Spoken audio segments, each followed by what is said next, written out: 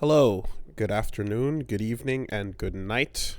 Welcome to a primetime edition of the Castle Super Beast podcast. It's prime time if you're listening to it live, and if you're not listening to it live, it's always prime time because it's always good time to listen to this podcast. The moment you hit the play button, it was prime time. That's what it was. So, Pat, would you mind explaining to these lovely people that it's not my construction dues that were not it's paid, my construction this week. because everyone assumes as soon as a reason is given out that it's automatically pertaining to. Well, I mean, to be fair, you had like a for sure 9-year yeah.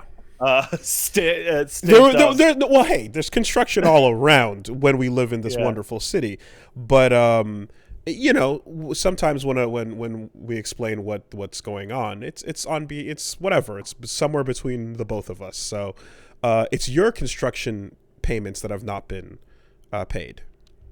If you can clarify. Actually, I am in fact paying my construction people. This is construction. As you could probably remember a while ago, I complained about leaking in my house. What the leaking in my house was, there are rocks my basement's made out of rocks. And sometimes water comes in through those rocks, and I don't like it. I don't like it when the water come in. So I finally got some guys in. However, they have to dig up the yard because they got to get underneath the house to put like the stickers on it or whatever with the stickers. Mm-hmm. I don't know what they're doing. So, but this is the good mafia. Yeah, it's like Passione. This is the I have a dream. Bruno and the crew are out there. But I doing feel good really things. bad for them because of the way the street is. Usually, this is the kind of job that they bring in like a drill, not a drill, like those crane fucking construction things to dig up your yard. Because of the way the street is and the way parking lots and just the way it is, they can't get it into the backyard, which means they're doing it with shovels on November fucking 1st. Sorry, 2nd. They're doing that. They're going to have to dig like 8-10 feet down with shovels. Full on. Wow. The hard way. Okay. So it sucks ass for them, obviously. Yeah. Because they have to physically do it. It also sucks ass for me because it means that it'll take like 3 times as long.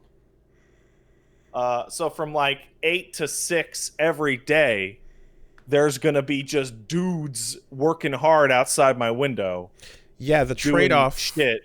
The trade-off is like if you have battle construction vehicles happening outside of your house, then they're going to be running their sets and trying to, get to top 8 as quickly as possible.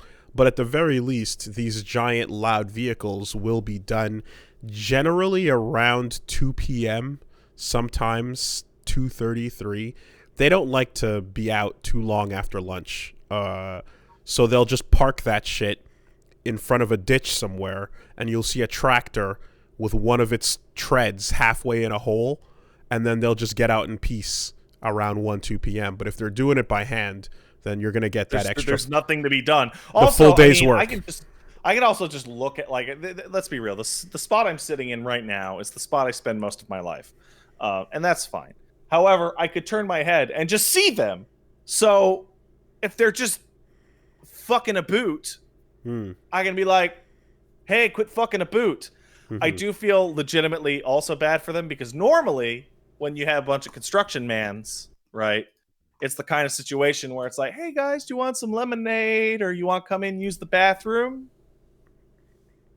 But with the times that we live in, no, you're probably not going to come in and use the bathroom. I hope. Hey, there's a solution that you found. You can offer up a bowl of milk like a kitty cat out the door and on the floor like Pootie Tang, and just shut the door and give them a little like, a little. Yeah, so and then I see got if bottles of water I can give them. You can toss a bottle of water. You can do that. But you don't have to let them in to do that. You can still be, you know, out the door But nice. yeah, it's been a week because like this is it's November. Ooh, October, November. Ooh, because this is kicking up and this is gonna continue for a while. Right? Okay, here's the thing though. Playful start of podcast banter. Initiate. Go. Construction worker in your yard cannot use the bathroom in your house. However, Jean-Charles really has some bad diarrhea, and if he can't get in, he can't make it entirely out of your yard in time before something bad happens. Well, that's fine. They're digging up the yard anyway. They can just put dirt on it. But he went to La Fleur's, so it's coming out bad. Just put it in the ground. Okay, That's all where right. poop goes. You don't mind? Okay, all right. As long as they cover it in a couple feet of dirt, Let it be Earth. I don't give a shit. All right. So that's the ongoing thing, and I gotta say, starting at 8 a.m. means that the noise of hardworking men early in the morning. Woo, yay! Let it work. Luckily, Paige, who usually likes to sleep in if she can, doesn't have to deal with that. Unfortunately, Paige, that would be my wonderful significant other / Peach Saliva, doesn't have to deal with it because she is fucking laid up in the big hospital. And that's been most of my week. That's been absolutely most of my week. Mm-hmm, so if you actually if you guys take one thing away from this page update bit, which has been my life for the past week, is not dying, just miserable, is the current status, which is why I'm going back to streams starting Wednesday. How were the adventures in Hospital Land? Terrible. And actually, Adventures in Hospital Land start like 2 weeks ago. This is like a larger story. So about I don't know if you caught it on I don't know if you caught it on Twitter, Wooly, but there was a story that Paige told on Twitter where she was parking the car outside of her house, which is our house. I did not know. All right, she's parking the car. She's parallel parking. Maybe she's taking like, a second too long for the guy behind her, right? Guy thinks he's a good Samaritan, jumps out of his car, runs up to her car, reaches into the car, puts his head in the window, and says, "Oh, I'll help you, miss," and gets within inches of her face. K? No math.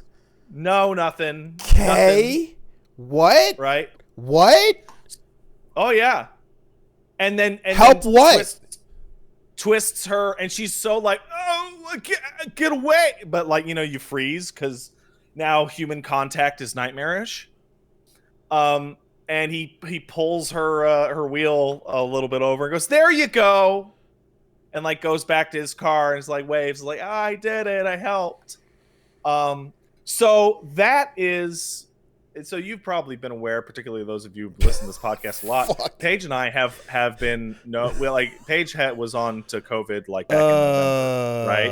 And we have been locked in for like way longer than everybody else, and way more locked in than anybody we know. Like my parents. No malice, just stupidity.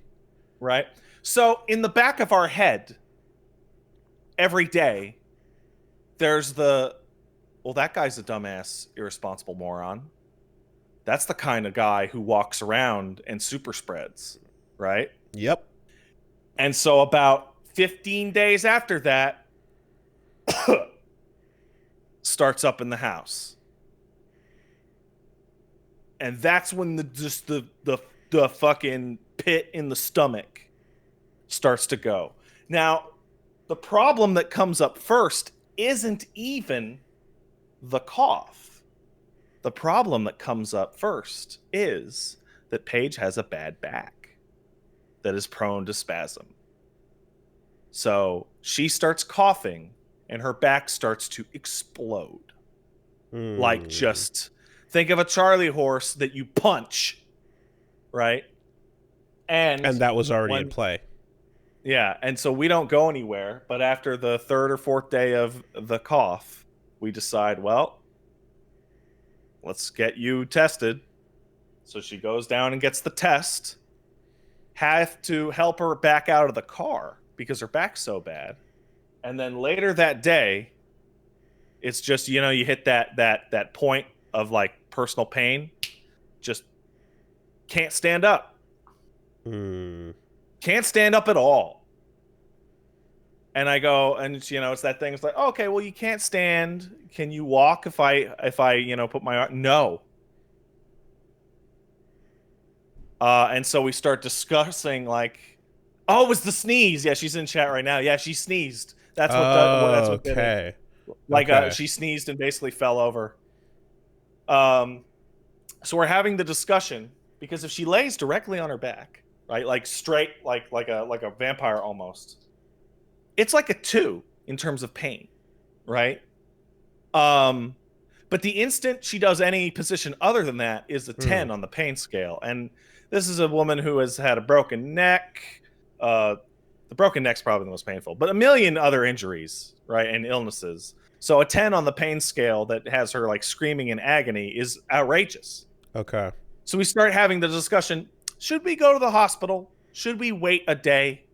Right? And every time she coughs, it's like a knife in her spine. And then we hit the point where like, okay, let's go to the bathroom. And I go to pick her up to go to the bathroom, and she just crumples into like a sack of bricks and starts yelling hospital. So, okay, it's time to go to the hospital. Yeah. Okay. Call the ambulance. This is a weird situation. Did you know that when you call an ambulance now, they ask you a million questions about COVID, and then a spaceman shows up at your door? Yeah. Like a fucking spaceman. Yes. And the spaceman explains to you that they can't risk getting their gear contaminated. Yes. So the person who can't walk and must be carried has to be carried to the front door so that we can put them on the stretcher on the street. That went as well as you could possibly expect. Okay. Right? Which was badly. On top of that, because of that pesky cough, when you go to the hospital, you go into the wing. You go into the dunno wing, which is guaranteed to have people coughing their shit out with COVID all over the place. Yeah, some of those dunnos are dunno yeah, as opposed to dunno which is a really fun experience, I can imagine, for a couple days. Comes back, double negative test. Paige and I, by comparison, don't have COVID. Hospital. The pre one and the post one. Okay. The one they gave her in the hospital when she arrived, and the one beforehand. So double negative, which means the cough she went in with was not COVID. And after a lung x-ray, it's not pneumonia. It's not the flu. It's apparently nothing. It's literally some fucking seasonal bullshit baby cold that just happens to be terrifying now.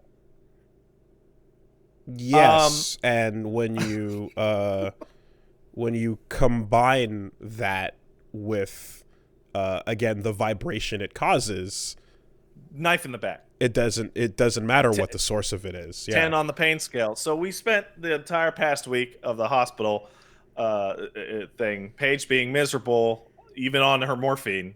Even on morphine, there's pain. That's wild.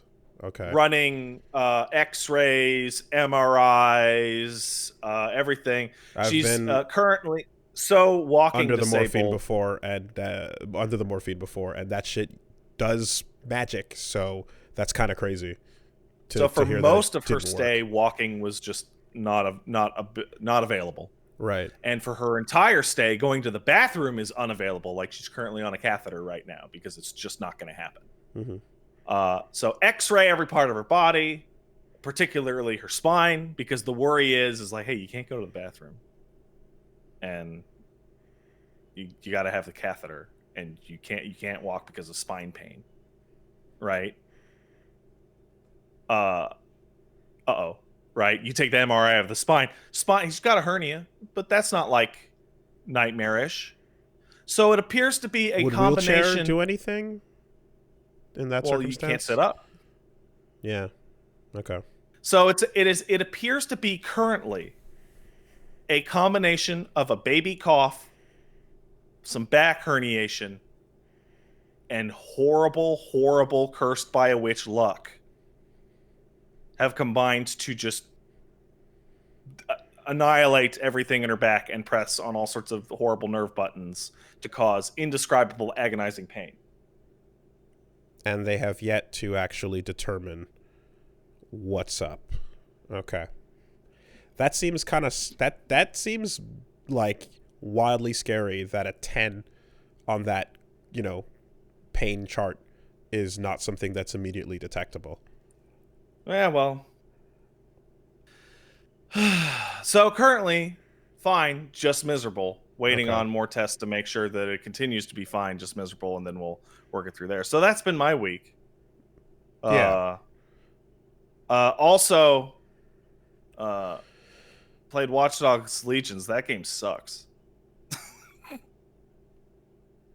That game sucks. Okay. Well, I mean, just in the brief transition, obviously, hope you get well soon there, Peach, and damn, that, yeah. The scariness of investigating, as you were bringing it up, obviously, the scariness of investigating anything like that, which involves going down to the place where everyone has the corona, is one of those things that I'm like, I don't know what level of precaution outside of the hazmat suit could actually make that not insanely terrifying, but yeah, anyway, I don't know. I can only imagine it looks like the tubes of Cloverfield with the plastic around in the corners and the corridors and all that shit. Oh, the COVID shit? Yeah. No. Okay. It's a plasterboard. Okay. With the sticker still on them. Okay. But apparently that does it. So yeah, that's been my week. Also, Watch Dogs. Watch Dogs is like a parody of a Ubisoft game. It looks like shit. It runs like shit. It's super edgy and political, but not. That game sucks ass. Yeah. Do you remember what I said last week? What's that?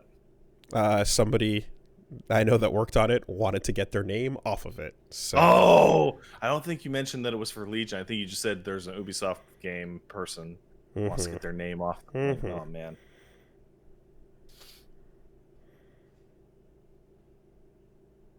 The game's fucking terrible. How much did you do?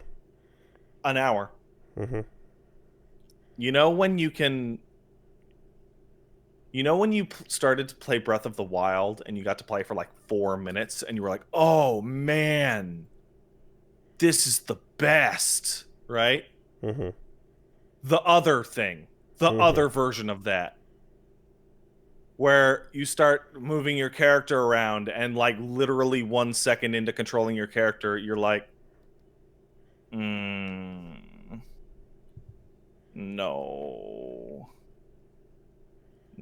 And then story starts happening, and you're like, okay, you know what? I can sum up the Watch Dogs Legion writing experience immediately. The first thing that you learn how to do in the game is crouch. The second thing you learn how to do is do a takedown, right? Sneak up behind somebody, hit X to do the takedown, right? When he does the takedown, your main character says, that hurt you a lot more than it hurt me, haha, and walks on.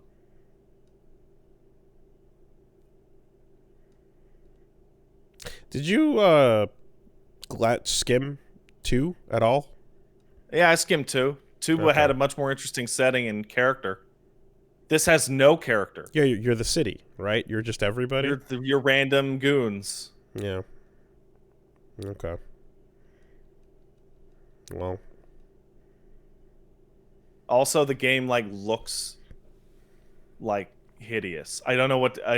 I think it's art, maybe, like the art style or something. Even though it's like going for realism. Like one looked boring but fine. Two looked kind of good. This game looks kind of horrible. There's a real. I don't understand Ubisoft. Why does Watch Dogs Legion have to come out literally 1 or 2 weeks before their other gigantic open world game, Valhalla? I think it had to just come out at some point. I mean, the fact that it is out and that I have not seen or heard a single peep of anyone talking about it except for that aforementioned get me out of this thing. I mean, is one of those, like, it feels as if it's a, like, get it, just get it out there, put it on the shelves, whatever, you know, like, marketing wise, I have not seen anything. I've seen no site takeovers of any places I've visited, nothing. I've seen fucking zilch, you know, doesn't feel like a ton of, like, push. Also, I have to say, going into it. Like one of those things that like gives you like a bad first impression before you even install the game is it's the game I got with my video card for free. Okay. You want to hear something funny about that? It runs terribly on the PC. That big fancy video card that I have, the most powerful, the second most powerful video card that exists, I can't get it to run at 60 frames a second. Fucking rad. Like, beautiful. I literally can't get it to do the thing I guess I could turn it down to like 1080p maybe, but like, fucking Jesus. That's pretty sweet. Okay. That game's poop. Well, what can I say besides waste of a good name? Because I always thought the whole in the Bible, the Demon Legion, you know. Oh, Legion's great. That thing's always been cool. Legion's Mass cool. Effect Legion's great. Legion's a cool demon. It's a cool biblical reference, and hurts me a little bit to see it wasted because, you know, back in the church days, you're not supposed to really like the demons, but it was like, if even though they're cool. Yeah, but if you're going to talk about which ones were cooler than the others, then Legion would definitely be up there as far as the cool demons go, because he said his name is Legion for we are many. So, you know, yeah, that's a shame to waste all that cool name on bad use. Yeah, but it's Ubisoft, so yeah. Well, that's it for me. I'll be streaming more regularly, but later in the night, so that if this dumb doggy baby starts to act up, I can put him to bed this week. I took Watch Dogs Legion off the schedule. Would you believe it? How about it? And instead, I'll be playing Visage, which came out, which is that game that is like PT, but like a full game. Okay. That was one of the last Shitstorm games that we ever did back when it was early in early access. Now, just hypothetical, putting it out there. Paige. Bedman bed. Bedman bed moves around for you. You get to stay prone. It does all the walking. It does all the fighting and the time traveling. You want to supply a Bedman bed? Bedman bed can be done. There's lore about done right now. There's lore about the different iterations of the Bedman bed that he's gone through in the timeline. There's lore about it, so you know, there's possibilities out there. That's all I'm saying. It's not entirely hopeless. Paige, look up Bedman. In chat, I just see Peach Saliva go, "I'm Bedman." Look up Bedman, Paige. You want to supply a robotic bed? I mean, I mean, sure. He's one of the strongest. Anyway. Okay. Well, I mean, with that, I will say that, yeah, I had a bunch of shit going on this week. Pretty busy. Is everyone well in your household? Hopefully. Yeah. No. The back pain that Punch Mom was having seems to be like, yeah, she just made a hand wave as if to say she's over it. So like it didn't get much worse, so that's positive. What? I'm just laughing because I tuned in to hear how Paige was doing, so I'm like, I have no back pain. I'm good. Okay. Compared to that was insane. Yeah, she says she just tuned in to hear about how it was going, and compared to what Paige is going through, she's like, my shit's nothing, so I'm totally fine, you know. Yeah. So, yeah. Well, that's nice. Dog, what do you want? Dog, you can't eat me. This dog tricked me today. He like straight up 100% tricked me. He was at the top of the stairs, and I was like, come on downstairs. I'm like, and he was like, no, I don't want to. And I was like, come on. And he did that thing where he like walked back and forth on the top of the stairs like he didn't know what to do. And then I got to the bottom, and I was like, I like moved where he couldn't see me, and he was like, whoa. He did the head turn, and I looked back, and he get all excited. And I did that a couple times, and then on the third time, he was gone. Bodied. He was gone. And I'm like, where'd he go? Oh, no. And by the time I got upstairs into the other room, he had managed to eat all of the cat food. Wrecked. Get fucking wrecked. Just 100%, 100% tricked me. Getting played already this early in the game. 0-1. Oh, it's not 0-1. It's like 2-8.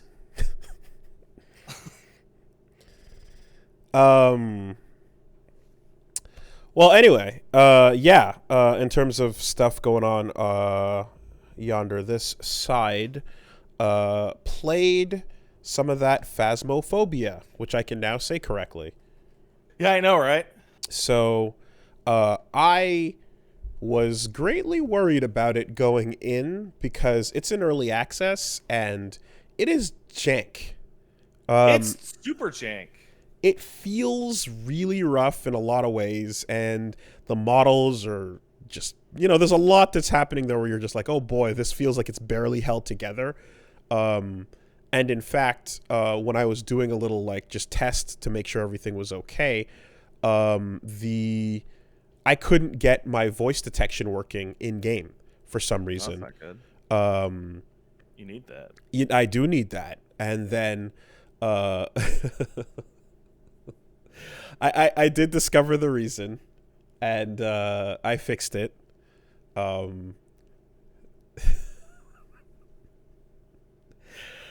Should I build a tent under the bus? Yeah, maybe. I don't know. Well, okay. What is happening? I'm so confused.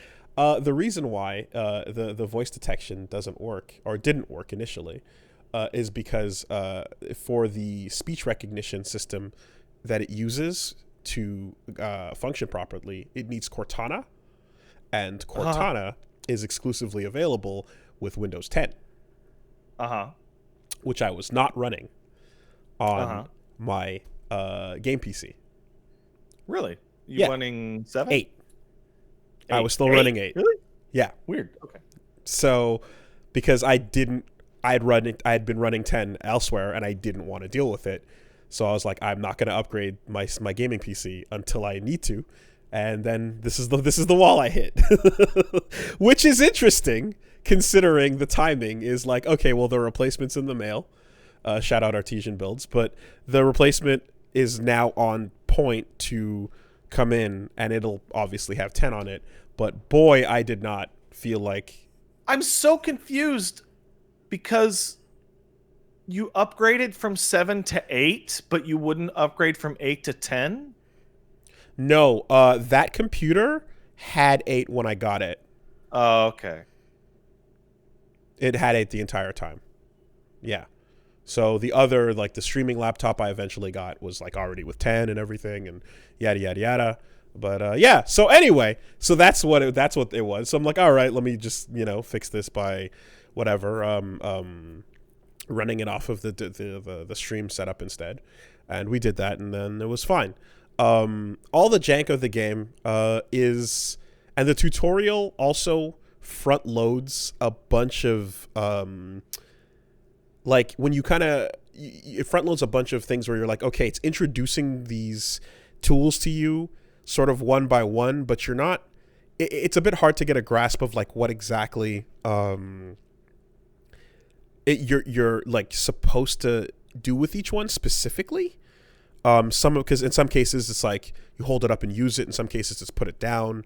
There's like a little bit of I had a little bit of confusion with the tutorial, but in the end, apparently like the hardest part of the entire game. It's a haunt. The tutorial is a haunt, and you walk up to a TV and you click through it, and then you get used to the process of what the game is essentially, But there's a lot of things the game doesn't tell you. Obviously, I think it's some of it for the sake of letting you be surprised by the mechanics, and other things are just like not explained, But a lot of that fear went away once the actual multiplayer starts, right? When you're playing with the co-op, and you're communicating and using the mics and everything is like doing what the game is supposed to.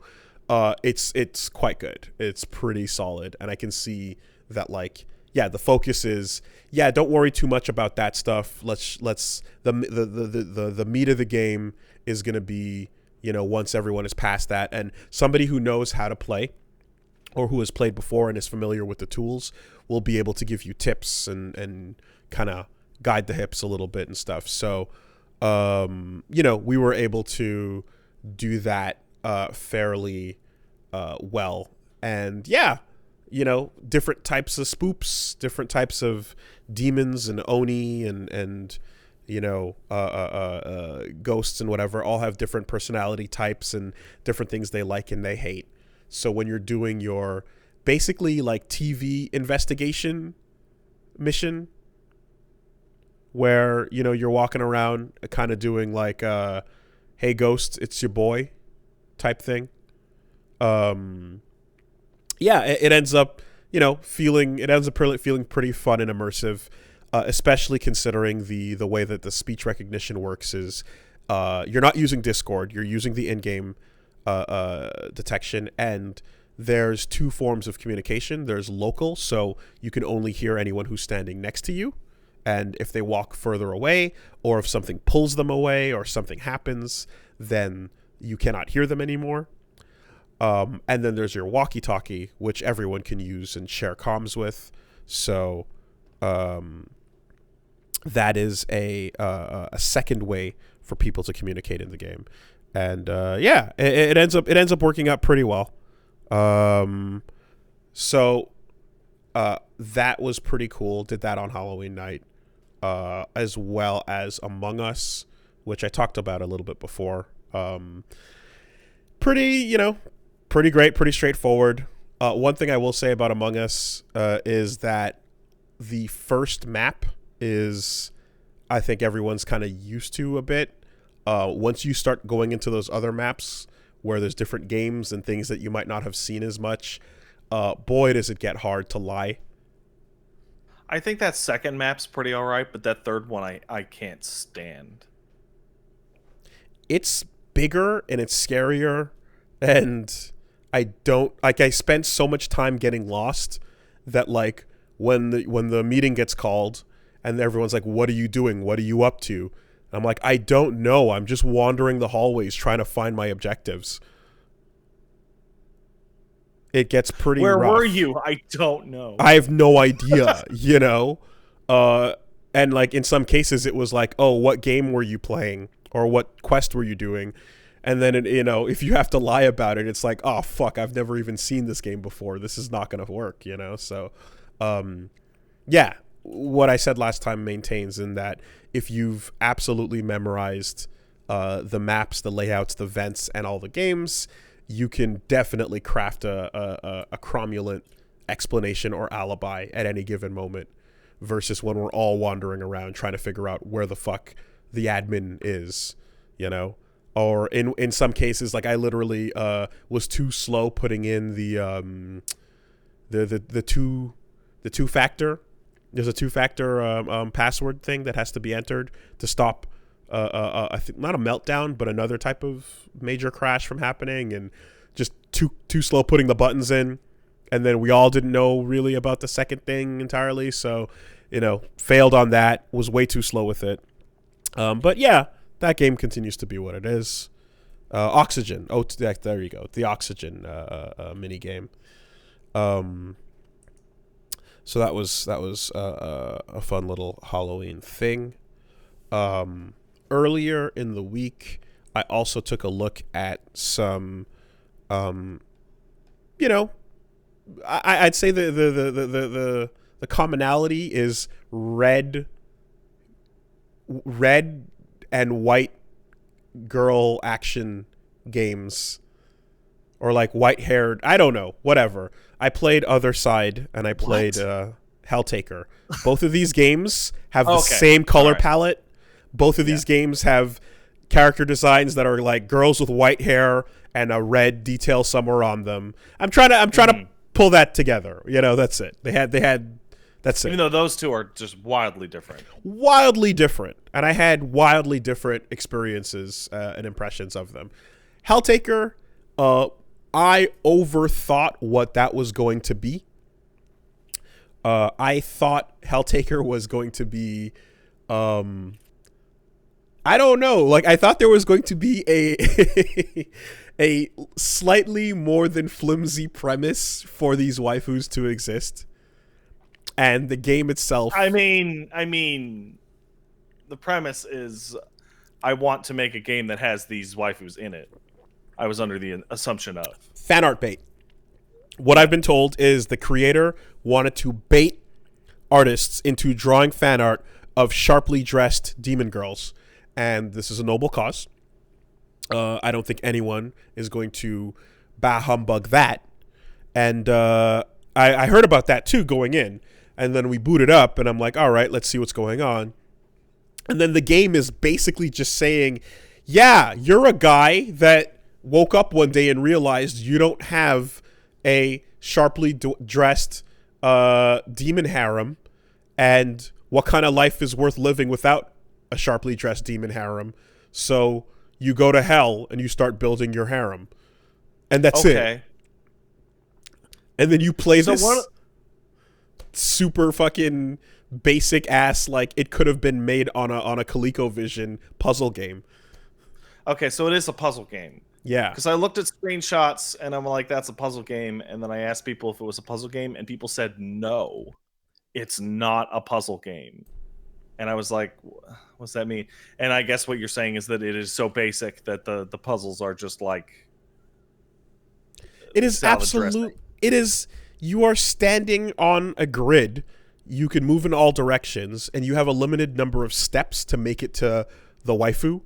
And there are blocks in the way that need to be pushed, enemies that need to be knocked, and occasionally spikes that will take an extra move away from you. And that's it. It's just navigate the maze with a limited number of moves. And it's the most basic bitch shit. But it's Helltaker Go. And then, but then the moment, yeah, I mean, you can almost, but like Go at least has Go has those shiny sort of like 3D, I'm looking at a representation of this event taking place visuals going on. This is way more basic than that, except for when you hit the retry button or transition from one stage to the other. Then the most elaborate, gorgeous transition of a Helltaker like screen slams and covers everything, and it's just immaculately detailed. And then it pulls itself away, and you're spit right back out into this fucking basic ass pixel thing, But it was fun. It was fun. And then you make it to your waifus, and then every time you get to them, they are just, it's a cute design, and then they have a personality that is described in a brackets or with a comma rather. You choose one of two options. One of them leads to them killing you in a way that you'll probably enjoy, and the other is they join your harem. And then you switch levels and then do it again. And that's it, huh? That's it. That's the whole thing. Don't forget to hit the advice button to get some interactions with these waifus. So when everyone was like going nuts about Helltaker, it's like, oh, it's not because it's a great puzzle game.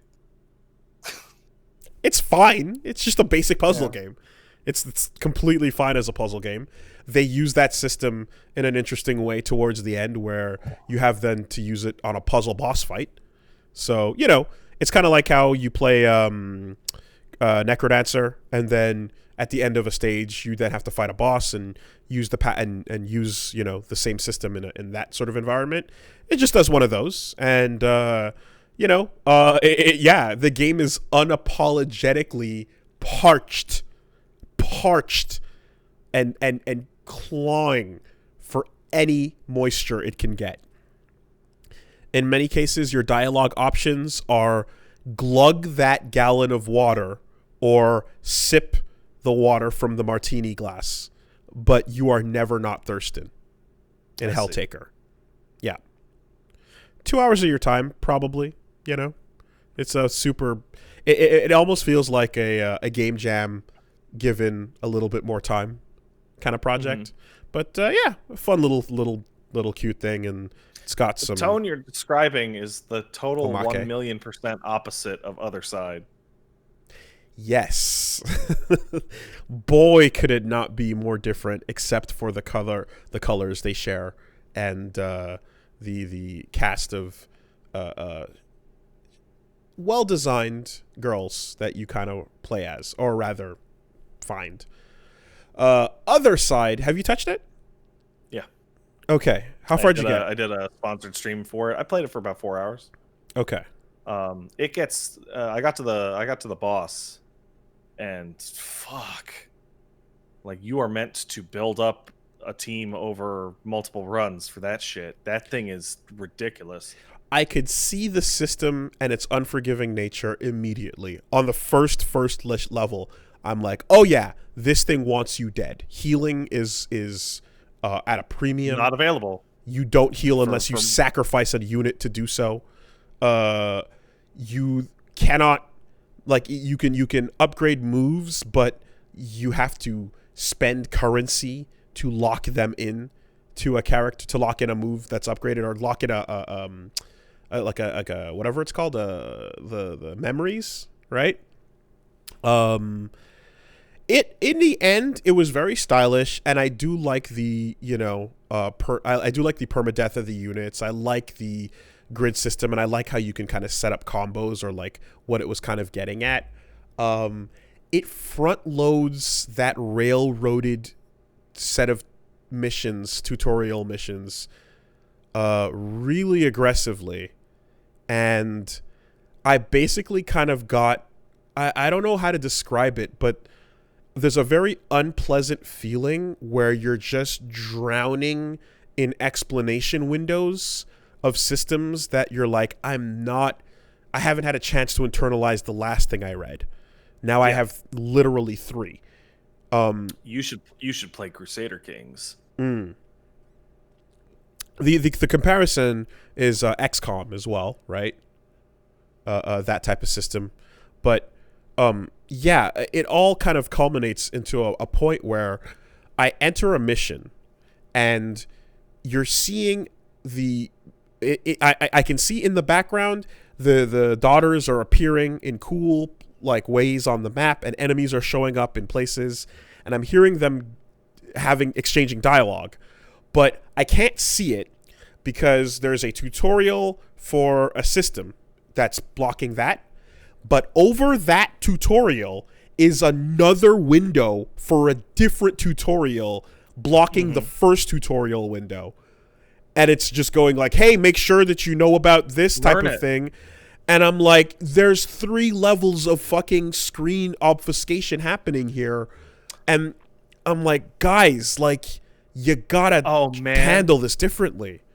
That just jostled a memory of something that I wanted to mention last week that I had completely forgotten about Amnesia Rebirth that was a perfect summation of that game's problems. You get the tutorial for how to hide enemies before you physically see the first enemy in the game. Oh, yeah.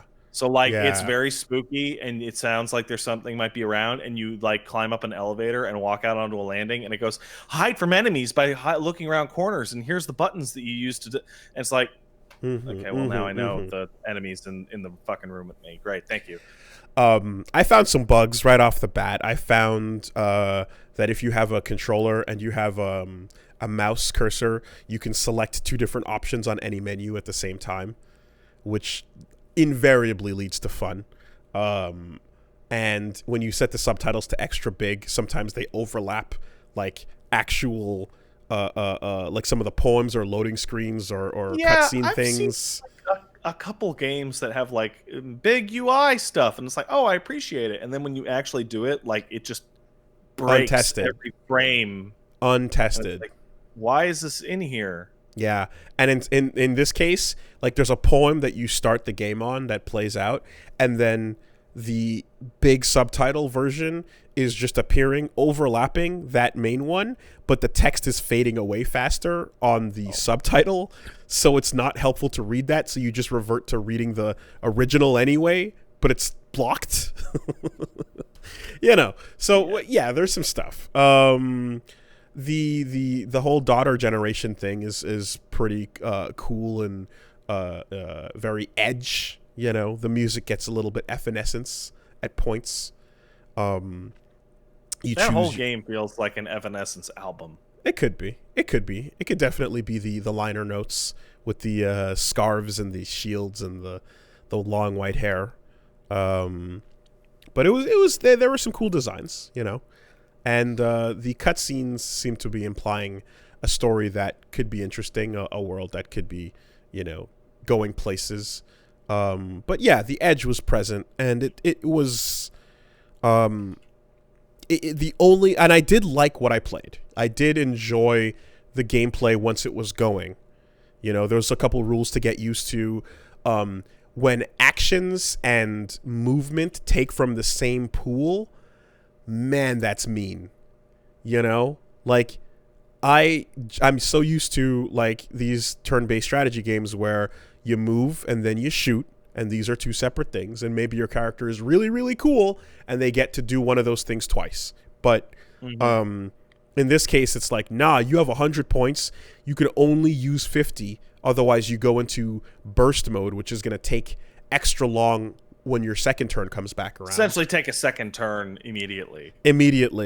And don't you try to do anything too cool after you've walked a decent couple of steps, because then you're going into that 50. Take essentially a second turn. Yeah, so I was like, man, I do like when those things are separate actions from each other, but you know, it's made to be difficult, right? I can see that. So in the end, I was like, yeah, okay, I see what's going on here, but there's definitely a lot that's lost in how it conveys its lessons to you, and they could do a lot better guiding you in and kind of getting you used to the system in a way. It also, at a point towards the end of like the first or second day, there was a point where I started going into each little optional information screen. There's like the memories you collect, the stories, the lore, the icon, the things you could equip to your daughters, on a bunch of different screens. And like each one of them came with its own, just like, okay, here on this screen, but explanation, you know. But like, yeah, again, I was getting them so it was just too dense. It was too dense with that stuff. So, you know, stylish execution, stylish art design, fun audio, decent gameplay, but little bit too much on a lot of the other stuff. So, yeah, kind of left with a bit of a middling impression on that. There's a weird thing that goes on with like everything that is in any way similar to XCOM, where you play it and instead of going, man, I can't wait to play more of this, you go, man, I should get back to XCOM. I should just start up a new run of XCOM. So I didn't have that thought, but I did absolutely think, man, I can't wait for Darkest Dungeon 2. That is a very similar thought process, yeah. Because Darkest Dungeon, yeah, you know what? I can see how Other Side also has like shared Darkest Dungeon DNA, particularly with the tone. Yeah. I was I was left feeling like, yep, really want to go back to that, see what's new. And beyond that, I talked about this a while ago, but I went back. I finished Spark the Electric Jester, and that was a just fantastic throwback game. Fun ass vibes of everything from the 16-bit era, and I'm looking forward to, at some point when I get the chance, perhaps when like Reggie steps out for a day or so, popping in Spark the Electric Jester 2, and then 3 is announced, so I can see that they're basically following the Sonic trajectory. But really, really cool ending to that, and amazing classic music. Like, it's weird. Like, I feel like that game has a soundtrack that should be way more celebrated. You know, like, we all love like what Toby Fox is doing, and we all love Cave Stories music. You know, Spark has some incredible tracks that I don't see around the internet that I would definitely feel we should see. So many less people have played it. You're the only person I've spoken to has ever literally said the word Spark the Electric Jester. Perhaps, but I would definitely, like, I'm not saying it's like there's a pantheon of fucking incredible game music, but I mean, like, if it deserves recognition. There's some super banger tracks in that I loved. So there's that. I decided to sit down and watch me some anime. Okay. And I'm watching some stuff for beyond this, for in my own time, but at least in time for the podcast, I was able to catch up on the latest episode of Akudama Drive. And Akudama Drive is the new anime from 2Kyo Studios, the combination of Zero Escape guy and Danganronpa guy. What's up? So, I've been seeing clips of this thing around, and boy, is it insanely obvious that it is made by the Zero Escape guy and the Danganronpa guy from like a single frame of that show. Like, it looks like the Danganronpa characters, like you're playing Danganronpa and then you just move the camera over. Like, it is so similar in art. Yeah, I mean, well, it's the artist that did that. The promo art for it is done by the same artist. So, like, you're looking at it and going, oh, yeah, here's your rogues gallery. Here's your cast of characters. Though I probably watched like 25 minutes of it in total, just skimming clips that just keep showing up on their internet. And my impression of it is very weird because I didn't really watch it. Okay. So all I know is that it animates really well. It looks really cool. And I literally cannot stop laughing at the dialogue because I don't know what an Akumada... What is it? Akumada. Akudama. I don't know what an Akudama is, but they all do, and will just constantly say it to each other. So, and how I'm Akudama, no, we're not. We're all, and it's like it is the most hilariously untranslated shit ever. Oh my goodness. So, Akudama in this series, in this show, is just, it's the active subject word, proper noun that is going to be your replacement, where if you're watching Hunter x Hunter, it's the word hunter. I'm desperately scrolling through my shelf to look for other things where there's a job that's the main thing, and everyone just says it all the time. Okay. But it's that thing, right? It's the word duelist. It's the word duelist.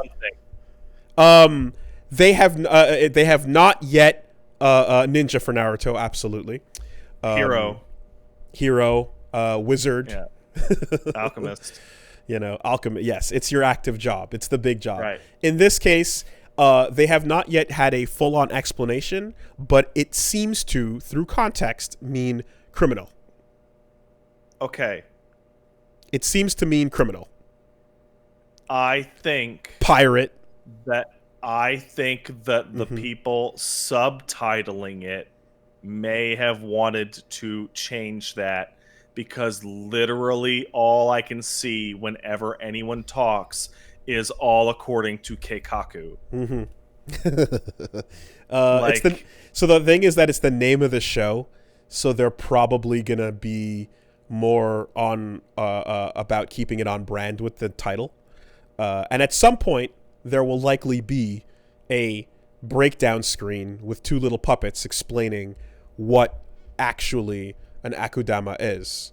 But for now, it doesn't have a clear explanation. It just seems to be a criminal. Someone who's kind of a thug that perhaps has been convicted. People are obviously going to say that I'm watching it out of context. Of course, I'm not going to understand. Mm-hmm. I don't think you guys are getting... My problem is not the non-understanding of the goddamn term. My problem is that, like, the anime thing of just Inuyasha, I can't believe you are a Akuma demon. Like, just like it's an interesting problem. Translate it. It's not uniquely anime, but it feels, it's so present in anime where the job name thing. Okay, well, you're talking about the translation. I'm just laughing at the fact that the job name thing gets used and thrown about all day by everybody in a way that makes you think like almost like other jobs don't exist. When you're dealing with Pokemon masters, you're only talking about people who have jobs pertaining to Pokemon, and this is all there is to it.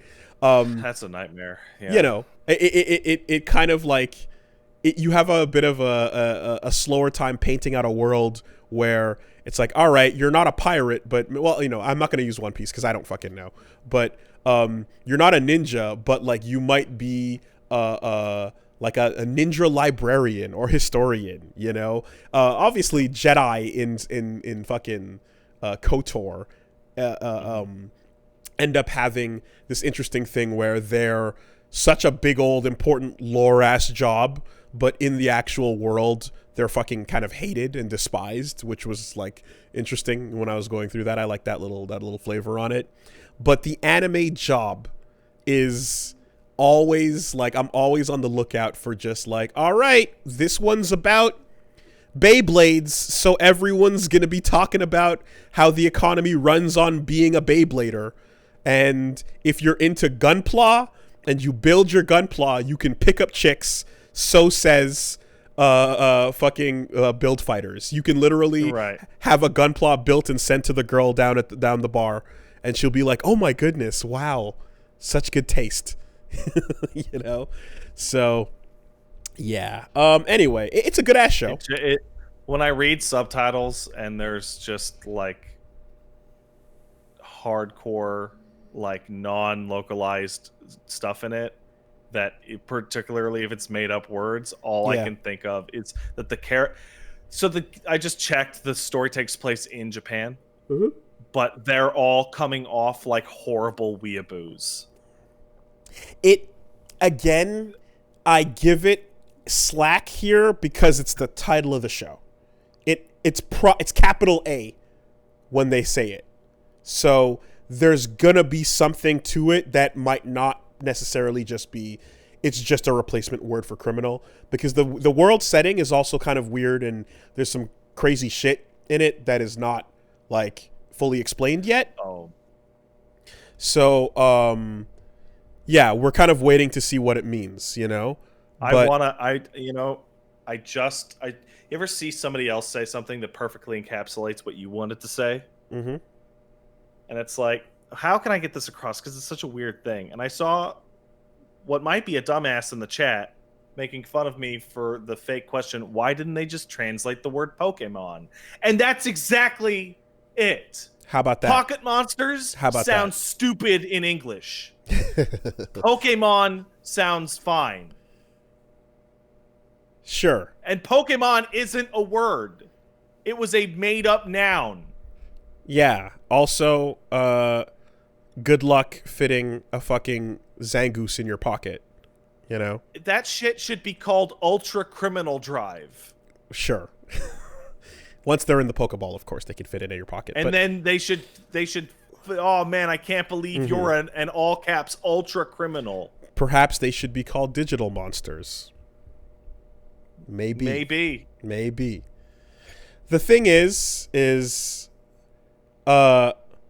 when you're in Bleach World, you're not a Death Reaper. You're a Shinigami. Yeah, that's right. Yeah. And if you're talking about the job, you're talking about the Shinigami. You're not a Reaper. You're not a Grim Reaper or a Death Reaper of any kind. You're specifically saying capital S Shinigami. This is what we've built. This is what we're in. This is such a weird...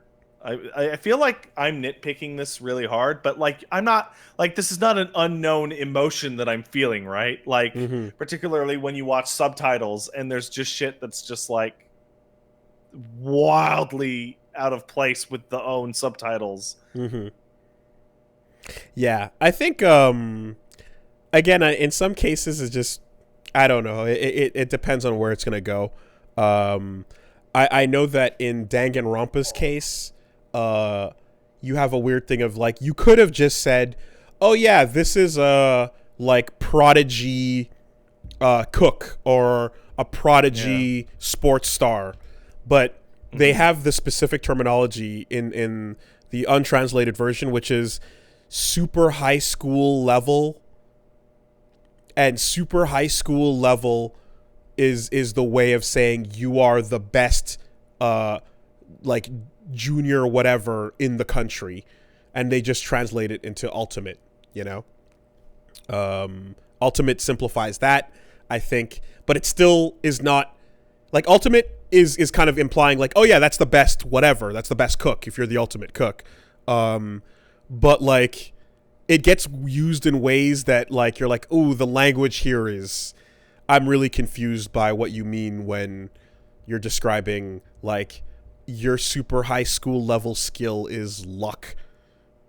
You know, it like what, like how do you quantify that exactly? You can't quantify luck. Yeah, that's the whole point. But in any case, the flavoring of the studio and the people behind it is coming through quite well and quite strongly, because these characters are introduced in a way that is like, yeah, here is your gang of you know miscreants. You're going to be following along these people, and what I will say is in the case of Zero Escape, in the case of Danganronpa, in most cases, though not, you know, about it's a toss-up. It's about half and half, maybe 2 out of 3. You have a situation where the cast is made up of people that are generally confused but otherwise decent people stuck in a situation, and then hidden among them are the assholes who are like, I'm gonna capitalize and try to, you know, figure out what to do to get ahead or whatever. And the game, the death game is afoot, and then it's like, uh-oh, who's gonna show themselves to be so greedy that they're willing to kill everybody to make their way out, versus who's gonna be altruistic. The cast in Akudama Drive is full of shitbag murderers, and they're all pieces of shit. They're all scum, with the exception of like one, maybe possibly 2, but so far there's one person who's not a piece of shit. You do not have to relate to these people, and they're not meant to. We'll see where it goes, but it doesn't seem like they're meant to be people where you're like, oh no, I'm worried about. It's like, no, whatever happens to anyone on this cast, boy, they had it coming, because the whole group, like from the jump, their establishing shots are oftentimes look at how much murder I commit. And if I didn't commit murder in my establishing shot, I will before the end of the first episode. We're all scum. Now plot, move forward. Go where it go. You know? So yeah, it's and then like at some point, you know, the oh no, the cops show up, and like that's kind of like the big battles that are occurring when the cops show up to this group of criminals. And you're like, I mean, I guess we want one of them to win, but quite frankly, I don't give a fuck. Like, what happens? I just want to see this cool, well-animated fight scene. Yeah, you don't give a fuck what happens to any of these people. Again, with one exception, you know? Yeah, I guess it's the actual quote-unquote Suicide Squad vibe of like, you know, like you're not an anti-hero. You know, in this case, you're like, no, these are absolute trash wrecks that would be villains in any other story. Art style is super stylish. The Tokyo they depict is really cool. It's got massive action and lots of homages to Western movies and things like that. The Blade Runner future is intact. There are, in fact, giant cyber blimps and big skyscrapers with like geisha kind of like on the side advertising, you know what I mean, little Blade Runner things. Every episode so far has been named after a movie or a Western thing. Episode 1 is called Seven with the V as a 7. Oh yeah, sure enough. Wow. Yeah, I'm looking at that. Episode 2 is Reservoir Dogs. Episode 3 is Mission Impossible. Episode 4 is Speed. Episode 5 is Dead Man Walking. Like, they're just going for it, like, straight. And both were fans of Reservoir Dogs, Pulp Fictions, and The Usual Suspects, and their fascination with these films went into their desire to make a story set in a cyberpunk world with a Quentin Tarantino in style plot. Yep, I can see that. It's the plot's just moving. Things are going places. I can see that. I see a bit of Tarantino, a bit of Run Lola Run in some ways, but ultimately, it's you're feeling the like gang of characters sort of trapped in a situation that they're trying to figure out as they go, sort of vibe, you know. It's almost as if it didn't have to be a death game, but it sort of still is, you know. So yeah, but whatever. I'm on the wiki and I believe I can translate the word Akudama. Mm-hmm. It means criminal. Okay, that makes sense. This show should be called Criminal Drive. And yeah, the setting is it's a really interesting one. Like I said, visually they do things where the establishing shots kind of slide buildings into place as if they were cardboard backdrops, which is a very Danganronpa thing to do. I'm seeing those kind of moments. They have 2 little mascots that appear and explain some of the plot to you. And, you know, part of the setting is this kind of wild thing that, you know, again, they're going to need to, that we don't have any real idea of the explanation so far, but like there's a civil war that takes place in Japan, and this is a post-Civil War cyberpunk Kansai future, you know? So, yeah. Definitely interesting, worth checking out, and fun action going down.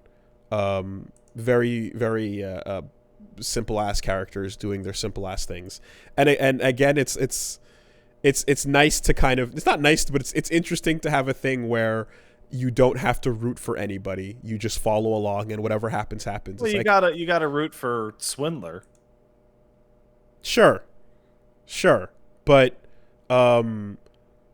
as it stands, it's like, oh, did a main character just get shot in the face? Sick. Cool. Great. You had it coming. Oh, yeah, well, okay. Well, we'll see what happens. Okay. Well, yeah, no, fine. Whatever. So yeah, Akudama Drive is currently up to episode 4.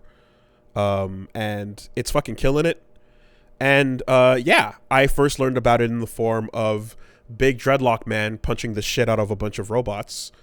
And then a friend jumped in my messages and was like, no, like, get the fuck on this thing. It's really, really cool and interesting. And yeah, it's great. So I watched that. And, I'm probably not going to follow it week to week, but I'll jump back in when there's another couple to binge. I feel like I'll enjoy doing it that way. Studio Pierrot, man. Fucking good shit. And then, yeah, I jumped on that Guilty Gear XX Accent Core plus Rollback beta. It's $3. Wait, the game is fucking dirt ass cheap. That game's $3. So the beta was supposed to end today, but thankfully it's been extended till next weekend. Hey, you know what's funny about Accent Core Plus? What's it called? What's the name? Plus R. Plus R Smooth Brain game. Guess who got fired from that project? Yep, Mike Z. Mike Z was working on it, and then Arxis was like, "What? So is Mike Z in there? Yeah, so there's a team. Get out of here, Mike Z." So there was a rollback team that was working on this outside of Arxis in general for a while, and then I think what happened was Arxis contacted them officially and said, "Hey, do you want to, make these efforts real?" And they were like, "Yeah," and then that all kind of came together, and then at some point they were like, "Oh yeah, it was discovered that Mike Z was working on the team," and then they're like, "Okay, well, not anymore," and then that happened.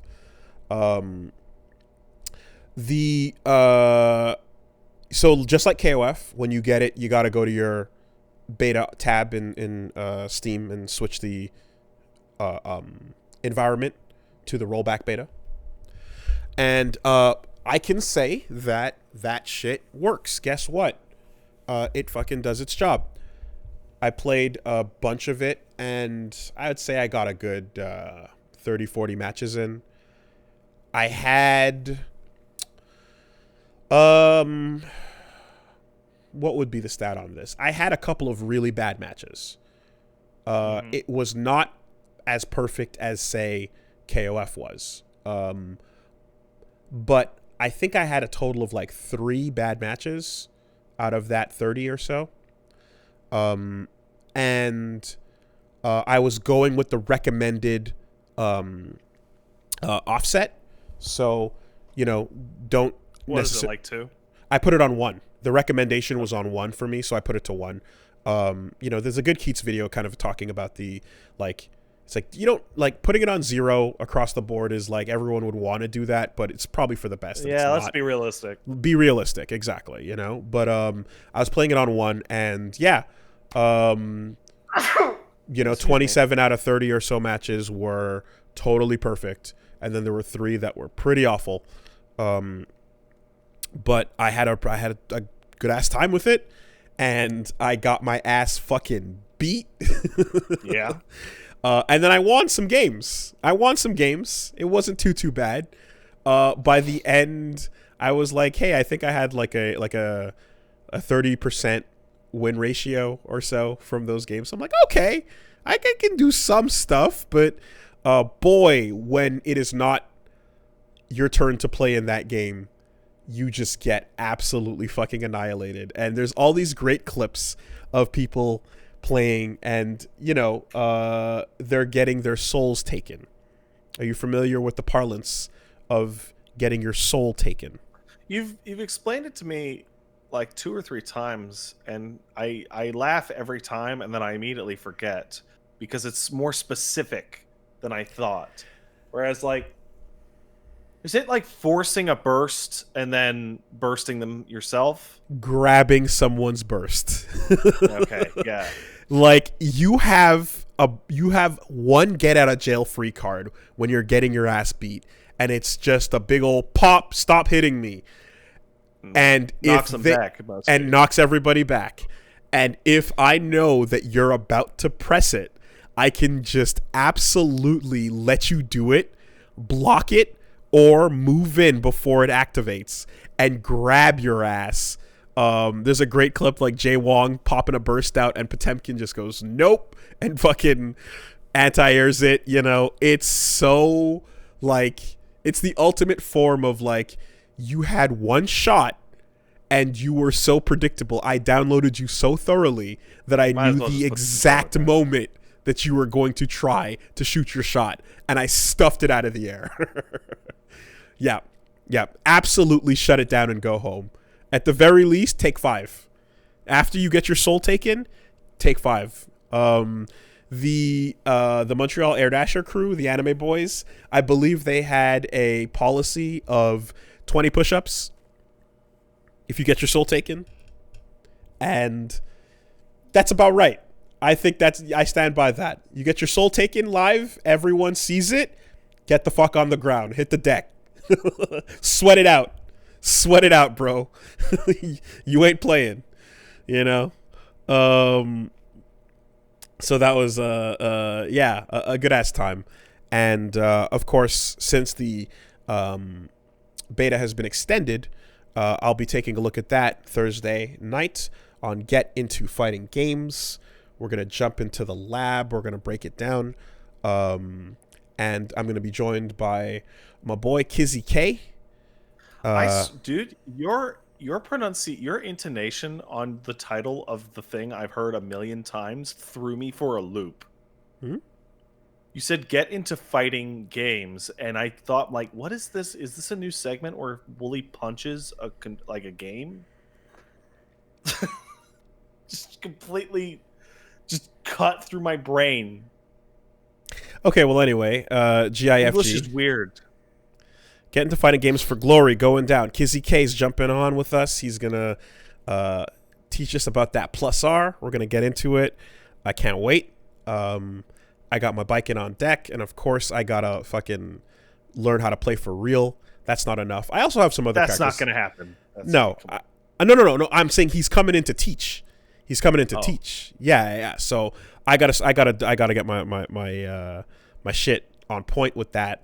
And I'm a big Cliff guy. Cliff would be my secondary, if anything, that I'd want to learn how to play. Like horribly busted, or is he actually good and like normal in Accent Core Plus R? Accent Core Original, Justice, and Cliff were unfair. In Plus R, they got rebalanced. Well, that's nice because I really liked them, but they were almost always busted boss characters. Holy Order Soul is fucking rad too. I'm a big fan of. You're not gonna do the instant kill in a match. I did it. Stop it. In my lore video. yeah. That's what I thought. I did it in the lore video. It's fine. And hey, it's just Guilty Gear's equivalent of a Deadly Rave Neo. Or Deadly Rave, for that matter. That's you know, that both is and isn't true.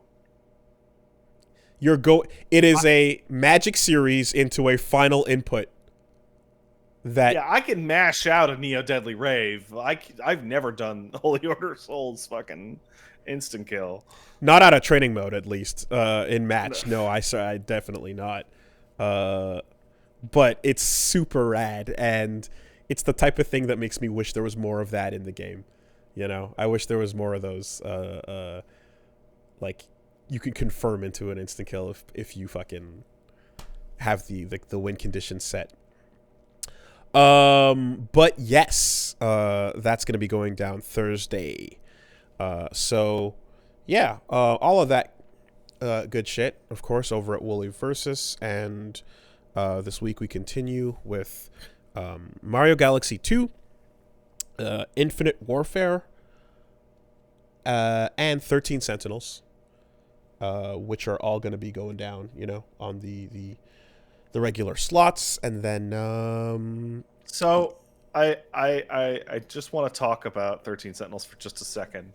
because I've been peeking in on your LP, and you're actually further along on some characters than I am, so I have to be careful.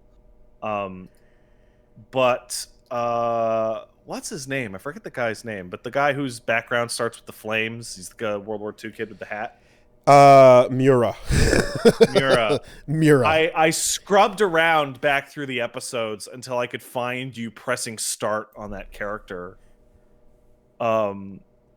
That's a great moment. That game goes from like, this is a really great game to this is a really great game. I don't know how to describe it, and again, no spoilers at all, but I am terrified of progressing with him any further. I'm terrified because we were so captivated by what was happening that the game lets you branch and pick who you want to follow through your stories on. And I was like, you flying around, and then we were like, oh, this is whoa. And it just starts going so hard that you're like, I can't handle any more of your plot. It's too much. Yeah, it's that was the moment, because that's the story moment that unlocks like some more of the battle stages. Yeah. And it became very clear that it's like, okay, it's very obvious to me that if there's a single like lock that says you have to do this specific event, that specific event will be fucking crazy. Yeah. I'm at 50% with him, and that is as far as I'm willing to go right now.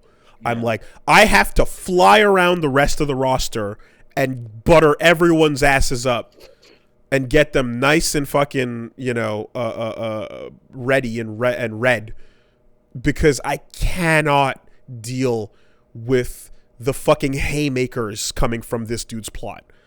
And when we went back to just like, hey, let's go hang out with this talking cat, it was a nice little sigh of relief. Those witches, man. I will take the breather. That is like, oh, quaint little talking cat. Yeah. Hey, what? Oh, wow, look at all this food. Let's just go chill and not have our brains fucking rocked. I got to get back to that. I haven't played it in like 5-6 days. And I'm worried. 13 Sentinels is absolutely just speeding to the top of many lists in my brain as we're going. And we'll see where it takes us, but with a bullet, as they say. It's holding ghost positions. Just don't drop that gray life. But yes, all of that continues over at Wooly Versus on YouTube and Wooly Versus on Twitch.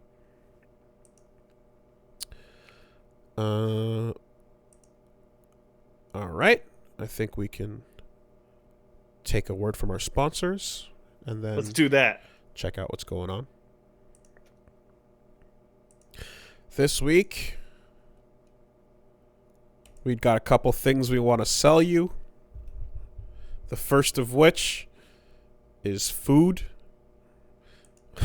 I like to eat food. We would like to tell you about a service where you can get food to your door.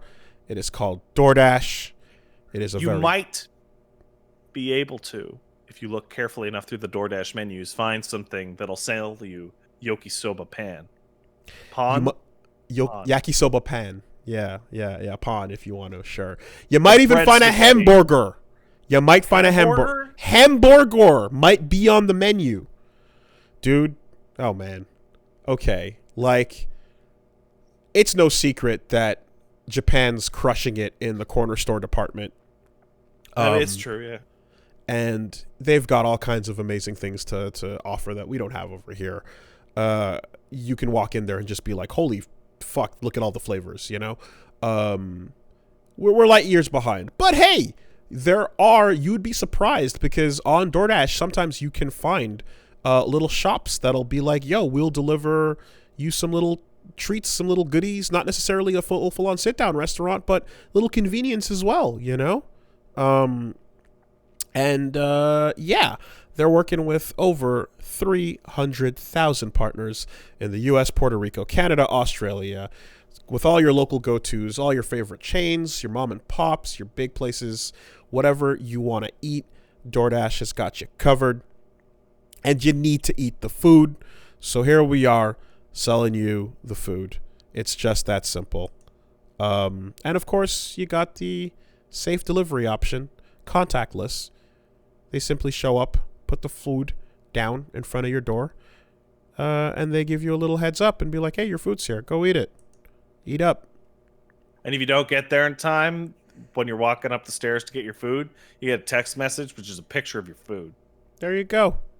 There you go. And then sometimes, if you were playing something and you waited 10 minutes, you get the picture of your food and you see it, and then you get out there and your food's gone, and you're like, some motherfucker took this off my doorstep walking by. I can't believe it.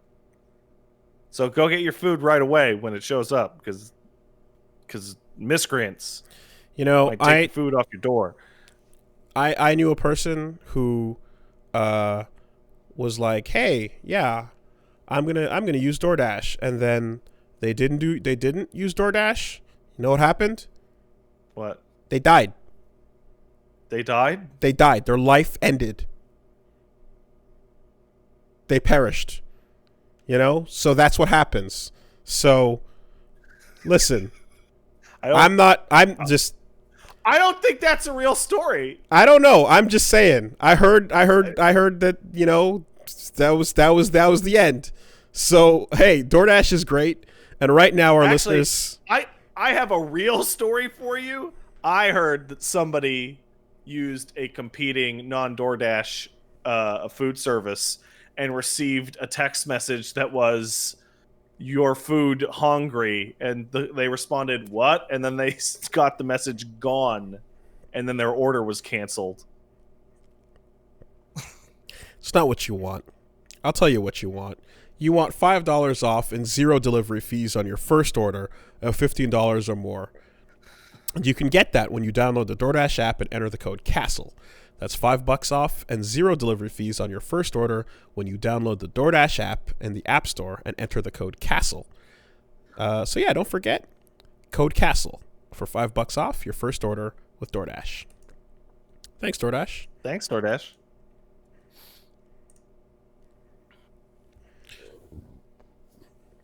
This week, Castle Super Beasts is sponsored by Bombas. Hey, Bombas. Comfy ass socks. What more do you need? These are 3 words that tell you everything you need to know. Cass, get yourself some Cass. We're telling you. We're telling you about some comfy ass socks. This is what we're doing. Make your feet nice and warm, cozy. Support the podcast. It's all good. Bombas socks are out there doing what regular garbage socks can't do, specially engineered to fit those feet, and they don't have the cheap materials, they don't have the stuff that rips. Their natural Wonder Fiber is warm, soft. It feels like one of those high quality pairs. You've got your favorite pair that stands out above the others, and you're like, damn, I want to go for that one more often. Well, this is the perfect opportunity to get yourself more of those high-quality socks in your sock drawer. Tons of different colors and styles and sizes, athletic performance, limited edition, holiday, dress socks, made from merino wool, natural fiber, all that good stuff. And, of course, the generosity of Bombas customers has allowed them to donate over 40 million pairs of socks and counting through their nationwide network of 3,000 plus giving partners. Look at that. I knew a person who was going to get some Bombas socks, and then they didn't. Do you know what happened? Yeah? Their feet were cold? Their feet were cold. Their feet froze. And then they got sick and they got pneumonia, and then they died. So don't let your feet get cold. Get yourself some Bombas socks. And stay cozy, stay warm this winter season. What better time than now? For comfort, kindness, and everything in between, Bombas aren't just givable, they're made to give. Go to bombas.com/superbeast today and get 20% off your first order. That's bombas.com/superbeast. Bombas.com/superbeast. Thanks, Bombas. Thanks, Bombas.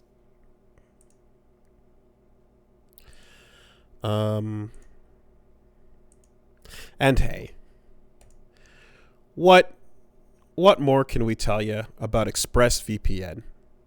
Not much. I use it probably, if I don't use it every day, I use it at least every other day. Every other day. Yeah. I've been using it a fuck ton. You click the button, you're in another location. It doesn't think you're in Canada anymore, and now I can watch what I'm otherwise not allowed to watch. I can check out clips that are, whether it's YouTube or Netflix. You can see shows that, again, just banned on this patch of dirt, but if I walked a little bit down south that way, it would be all good. Well, ExpressVPN is perfect. You got all kinds of reasons. You can get it going. You can get your safe encryption on your data if you don't want weirdos getting their hands on your data. And you're using public Wi-Fi in a coffee shop. You goddamn use that VPN because you don't know who's packet sniffing. You don't know who's coming around and checking your stuff out. That's bad. You don't want them getting all up under your feet and sniffing your packets.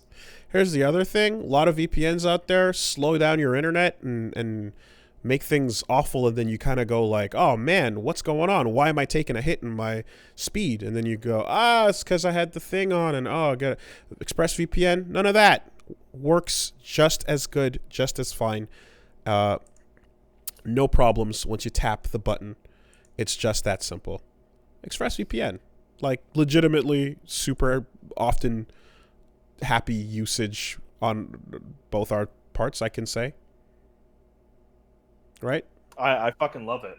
Yeah. And I'm checking right now to make sure that my claim is correct. I knew somebody who didn't use made the mistake of deleting the app, and what happened? No, actually, what I can say, they didn't die. No, what I can say is that one of the best things about ExpressVPN is that last October they didn't get hacked. Unlike other VPN really services. Nice to not get hacked last October. That's it's a good really thing. Nice that when you have a security service that it doesn't get hacked. That's a fantastic selling point. I agree. I agree with this. So, that's all there is to it. If you don't like the idea of tech companies exploiting your personal information, and if you want to get to watch what you want to watch on Netflix and check out all that, otherwise, honestly, the number one thing is somebody sends me like a video from like some American media website, and everyone's like, haha, it's funny, and I go, I'm not allowed to watch it. Exactly. That's literally what it comes down to. That's the number one use for me.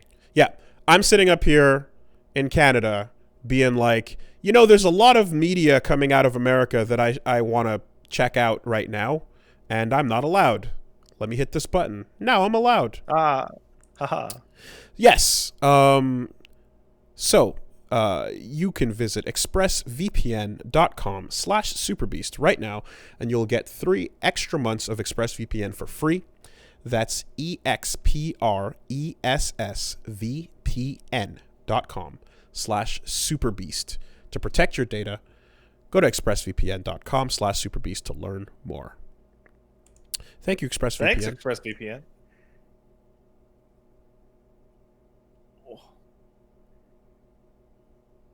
This dog's got such a fat head. It squishes cheeks.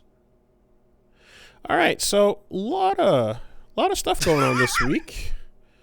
Couple things going on. I would say it would be interesting to discuss this one right here. Sony has entered final negotiations in acquisition of Crunchyroll. Well, we're not going to get Bethesda, so let's get anime, I guess. Do you think that would mean that things that would be like a Netflix animated series from a Sony title or Sony owned thing would instead go to Crunchyroll exclusively instead? Yeah, maybe. Possibly. Yeah.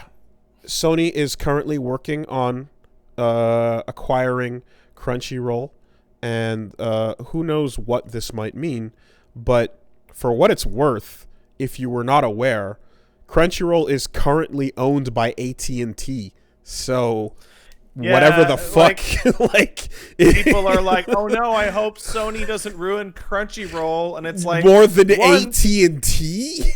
One, Crunchyroll sucks ass, and two, AT&T is even worse than Sony. So like, well, maybe for my JoJo watching and other show watching purposes, whenever I was using it, I was fine. I was enjoying it. It was doing what it did.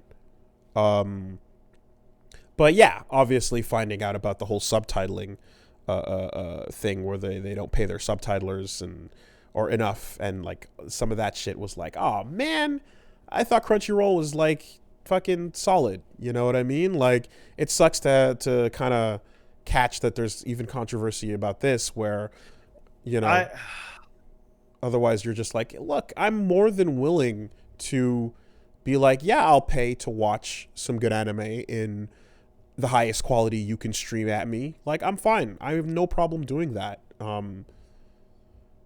I just, yeah. But then you catch this kind of weird shit, and you're like, well, what the fuck? Like, come on, guys. You know, the best thing about Crunchyroll was always like the poor quality of its subs. Like, I would say, oh man, Crunchyroll sucks, but at least it has horrible subs. And with that changed, Crunchyroll's even worse now. What had bad subs?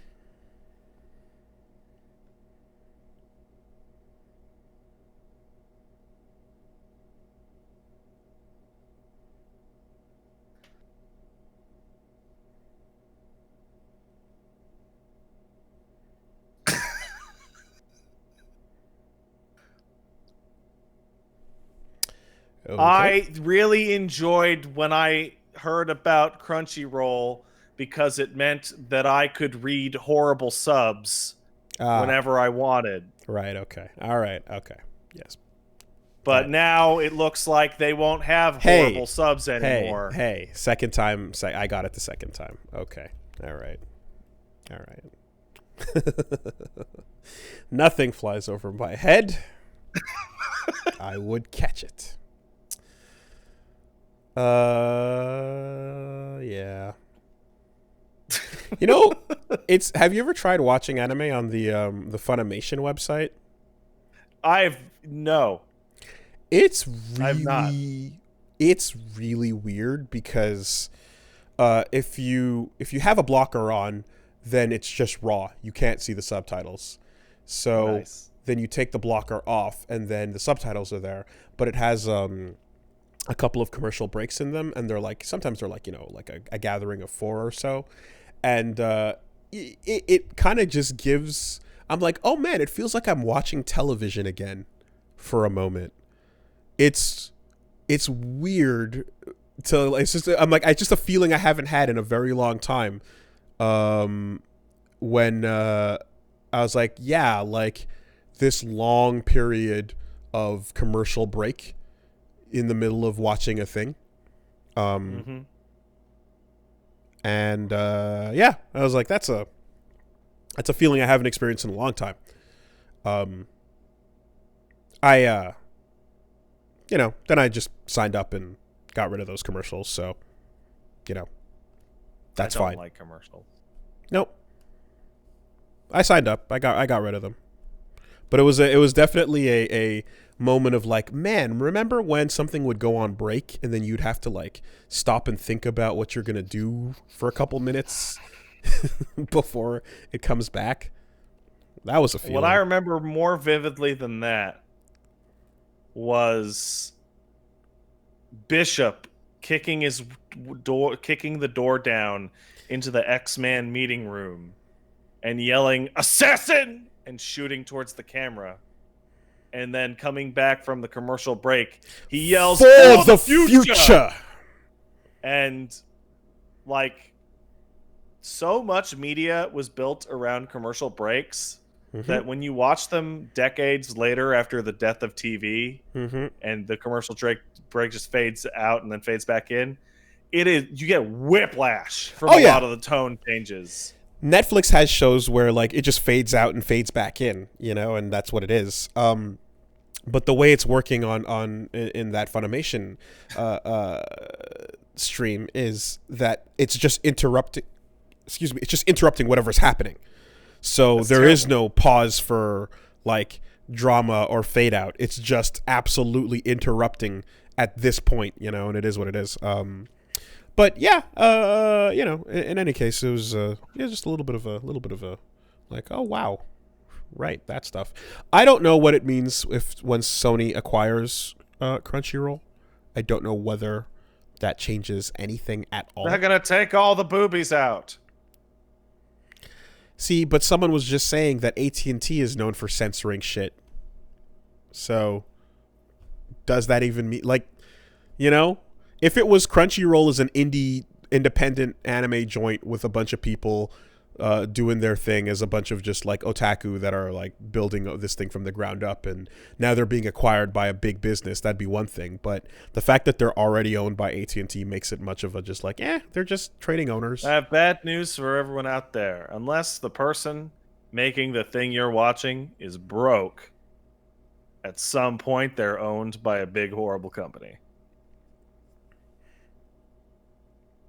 Sucks. Minute Maid? Why does Minute Maid own anime? Like, why does the chain go up to fucking... Minute Maid sounds like a anime.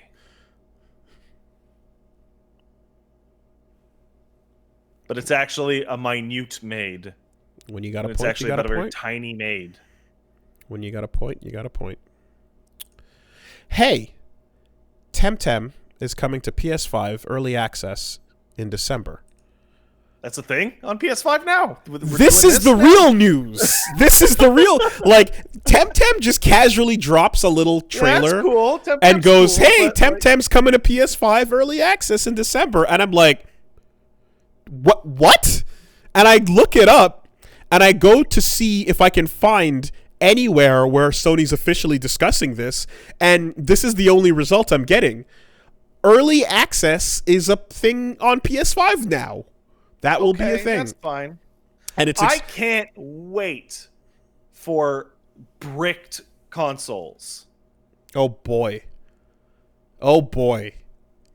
Yeah, there's gonna have to be some sort of like there's gonna have to be some sort of like, okay, when you loaded up like Xbox indie games, they would almost boot in like a safe playground environment where if anything really went like awful or wrong, they put a little playground and went like, anything goes wrong and we're just gonna kick you the fuck out and you'll be back to your blade, not your blades, but whatever the HUD was, you know.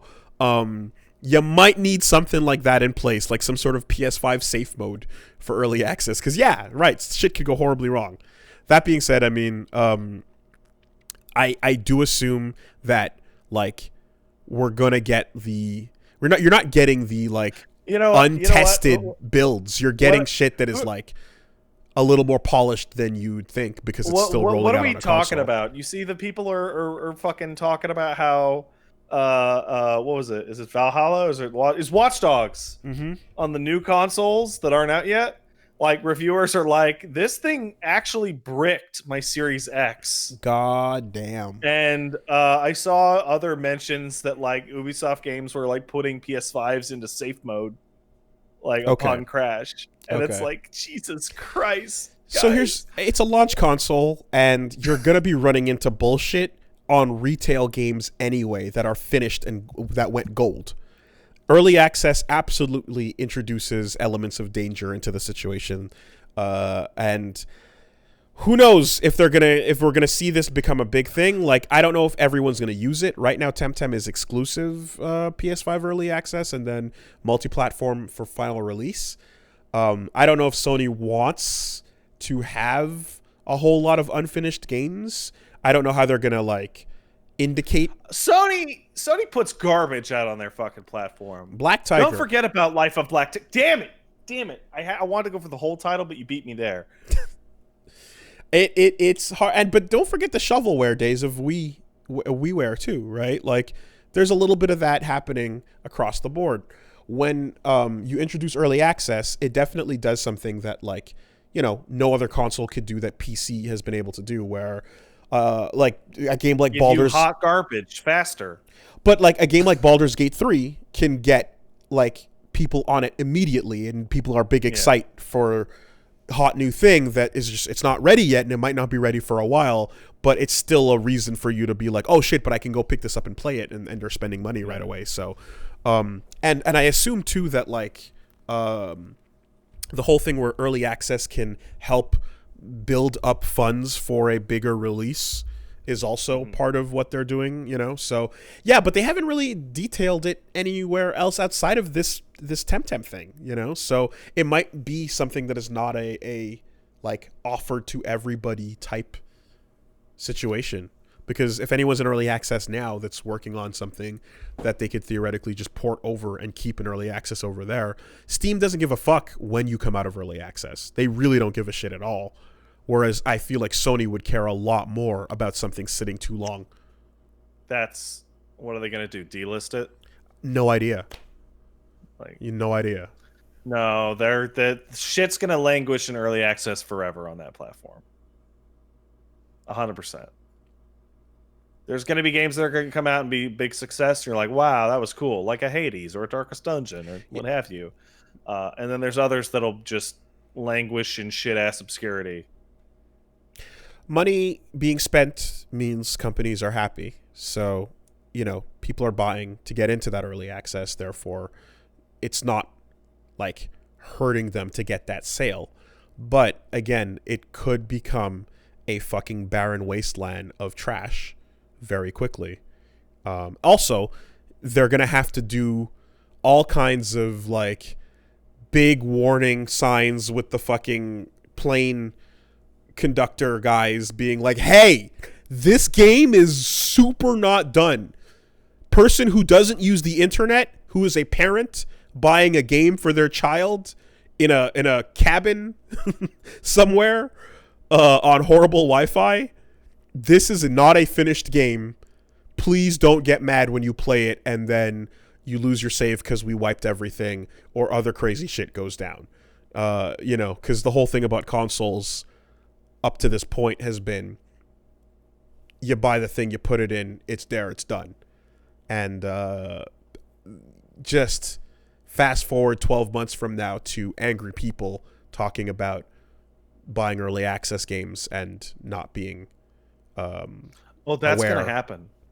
Not being aware of the missing content. No amount of warning you can ever give to anyone will ever matter when the bad thing happens. Flight marshals, interesting. I didn't know that. You could be like, you could literally, like, you could write on something, hey, this is poison, don't drink it, and people will drink it, and then be like, I can't believe that poisoned me. Well, how's your refund policy on Sony's? On poison? On poison? I mean, you probably, you know, I don't know. I don't buy a lot of poison. If I can get my money back, even though I read the label and I drank it, that's not going to bode well for you. Remember when they had to like hide Tide Pods in stores? Did they? During the challenge? And they changed the packaging on them to make it super hard for kids to open. It sucked. I didn't know that stores actually had to respond. Wow.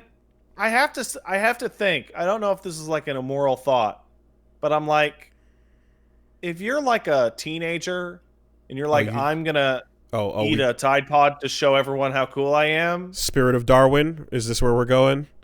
Are you Who summoning? Are we to stop such a brave person? Are we summoning Charles right now? Is this what's happening? Yeah. Okay. You got any awards you want to hand out? Okay, saying I have awards to hand out sounds like I'm starting up like a Jigsaw style like test system. No. You are not orchestrating the undoing of these individuals. You are merely rewarding them upon completing what they would have done in their own lives anyway. Or non-lives, for that matter.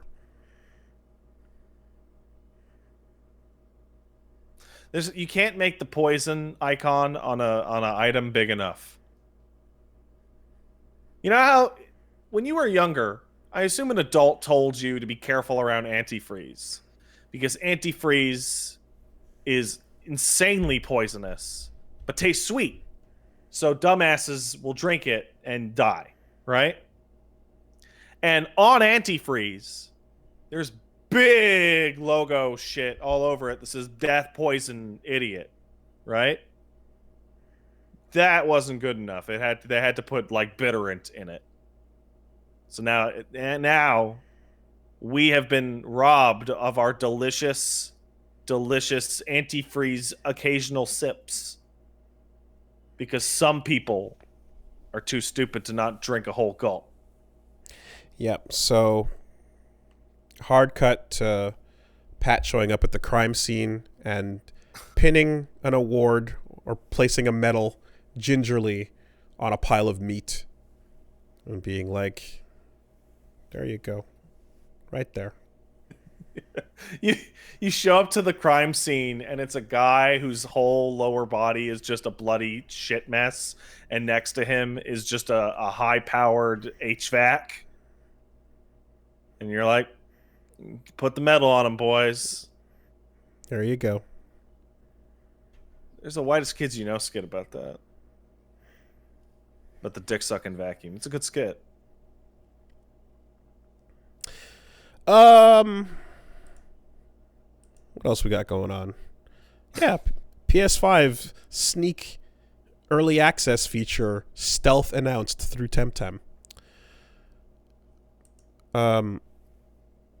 Also, No More Heroes big everything this week all of a sudden.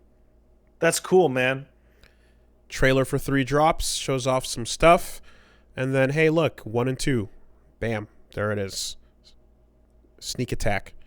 It makes sense now that narratively Sylvia's explaining in the trailer that it's like, hey, remember when Travis became like #1 in town and then #1 twice in the fucking global rankings? So it's like, what else you gonna do? What about the universe, motherfucker? Yeah, okay, that makes sense.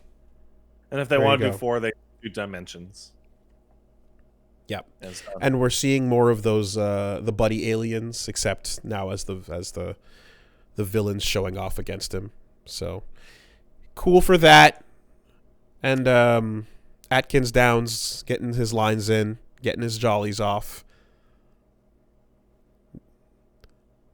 I fucking love Robert Atkins Downs' fucking portrayal of Travis. It's so perfect. It's a particular flavor of loser that I don't think we had depicted up until that point. So there's a incredible Foxcade tweet, at least I think it was Foxcade, who pointed out that nothing exemplifies Travis's personality better than the fact that most of his t-shirts are ones that he finds out of the dumpster. He finds them in the dumpster and he just puts them on. See, like, there's like, there's different, like, there's types in fiction. When you see like someone's like a big old nerd of some kind, there will usually be like a set way where they kind of fall into the I don't know, almost like a Fast Times at Fast Times at Ridgemont High kind of archetype of like, okay, you're a geek, you got the glasses, you're a jock, you're this, you're that, whatever the case is. And then we've seen, you know, obviously things have gotten slightly more complex, but like I just like how Travis is just, he's like, he thinks he's cool. He's clearly a humongous dork. He dresses in such a way that like implies he wants to be like a Fonz like, you know, charismatic individual. He's got the fucking hair up. He's like an outsider while he's also simultaneously into anime. He thinks he's fucking Pony Boy. He thinks he's Pony Boy. He's into anime. He's not afraid of it. He's also like trash anime too. Like it's garbage. We could also pinpoint the moment he stopped being a virgin. You know what I mean? Like he's just this fucking weirdo. Oh god, one of these animals is just blasting ass at me. Stop it. Stop it, both of you. Get hotboxed. It sucks, dude. Yeah. I'm running a zoo and it's smelly. Yeah. No, that's it. It's just like Dante is also kind of a dork, but he succeeds in a well. Travis still succeeds. What is it? There's a difference, I guess, because it's like Dante's not outright into some like anime bullshit or into some like fucking hobby that is like, wait, you're into what? You know, he loves his pizza. He loves his ice cream. Dante is into eating pizza when there's lights and eating ice cream when the power is out. Yeah, but like he is still like dumb surfer interests at heart. Yeah. You know? He's not nerding out on exclusives of any particular thing or whatever the case may be. Whereas like Travis is just this fucking dweeb through and through. God bless. Yeah. So that was a little Suda hour we got earlier this week. Fucking Spider-Man Into the Spider-Verse suit costume trailer. Holy fuck, is that cool? That's cool. I'm absolutely like, I see that and I go, man, I wish you could see AAA taking chances in this kind of way more often sometimes. But what they did was they basically have you playing as the Into the Spider-Verse version of Miles Morales in the new PS5 Spider-Man game. And he actually has a 24 frame per second like animation consistency over the 60 frame per second world. Now what they need to do is somebody needs to take a video of that and then motion interpolate it up to 60 frames a second. So that he blobs all over the place. So that it looks like complete goddamn shit. Yeah. You know someone is going to not only do that because kids have access to that interpolation tech these days, but they're going to throw some sick-ass music over it as well. And by sick-ass music, I mean something terrible. Unless it's What's Up Danger, then that's awesome. But that song might already be in the game if they're doing their fucking homework. Yeah, maybe. Go fucking pay Black Caviar and put that song in the game officially. And then we'll never be able to play it because... So this costume just kind of makes me bummed out because I'm like, could we just get a Into the Spider-Verse game? I'm that's fine. I like what we're getting. I'm happy with what we're getting. That's cool. But yeah, Into the Spider-Verse content is obviously like super rad now that, we like know and like the thing. There's nothing to stop them from, dropping cameos from other characters or other things from that world. But for now, the fact that the frame rate is different is just like a really cool touch they added to it. And he's doing the poses, like the hands behind the head as he's swinging through the air and stuff. And I'm just like, damn, nice fucking attention to detail. That's really cool. Looks fun. Looks really fun. I wonder how long that game's going to be. Probably a little bit shorter than the original. I hope it's like Hope it's bigger than a DLC, because that'd be really disappointing. Oh, I imagine it will be, but I imagine it'll be shorter than the main campaign of regular Spider-Man. Oh yeah, that thing was huge. And then they're gonna drop some DLC afterwards. So Yeah. you know, you play a little whatever campaign, and then here's another expansion, and here's another expansion. You know. So we saw the trailer for that. Man, this launch week of the new consoles is going to be fucking ridiculous, man. It's gonna be hot. Like, it's gonna be crazy. Cyberpunk moved, but it's like we got Des, we got Spoderman, we got there was another one I forget. Whatever, we got Bug Snacks. Bug Snacks is coming out. Not much to say about, like, it's like, okay, Cyberpunk moved. They chose yellow. That was probably not the best color. That was they could very go funny. with. Yeah, that was. Maybe don't do that. Everybody made fun of them. Then Arxis know. showed off that they're actually a bunch of pussies and stopped making fun of them. And then there's that. And then a bunch of people started getting unreasonably fucking awful in the comments. I don't understand why they're so upset about this delay, because this delay's 21 days. They delayed it like a year now. Yeah, no, you're not Like- talking to reasonable people. You're talking to people that are unreasonable, and they're just barking out the dumbest, grossest shit. Like, I don't care what state your devs are in, fucking get it out, and just all kinds of just like, all right, you can just literally just go away forever. Your opinions are fucking null over the thing. And obviously equally you know, you get on the other side of things of just like hey, yeah, we're going to announce this delay and people on the team are not even going to know about it until it hits the fucking. So it's like, and I'm like, So that the Twitter account is literally telling people like hours before the delay, no more delays. Off of work, buddy. Don't worry. And then they find out the same time the press does, right? And the public does.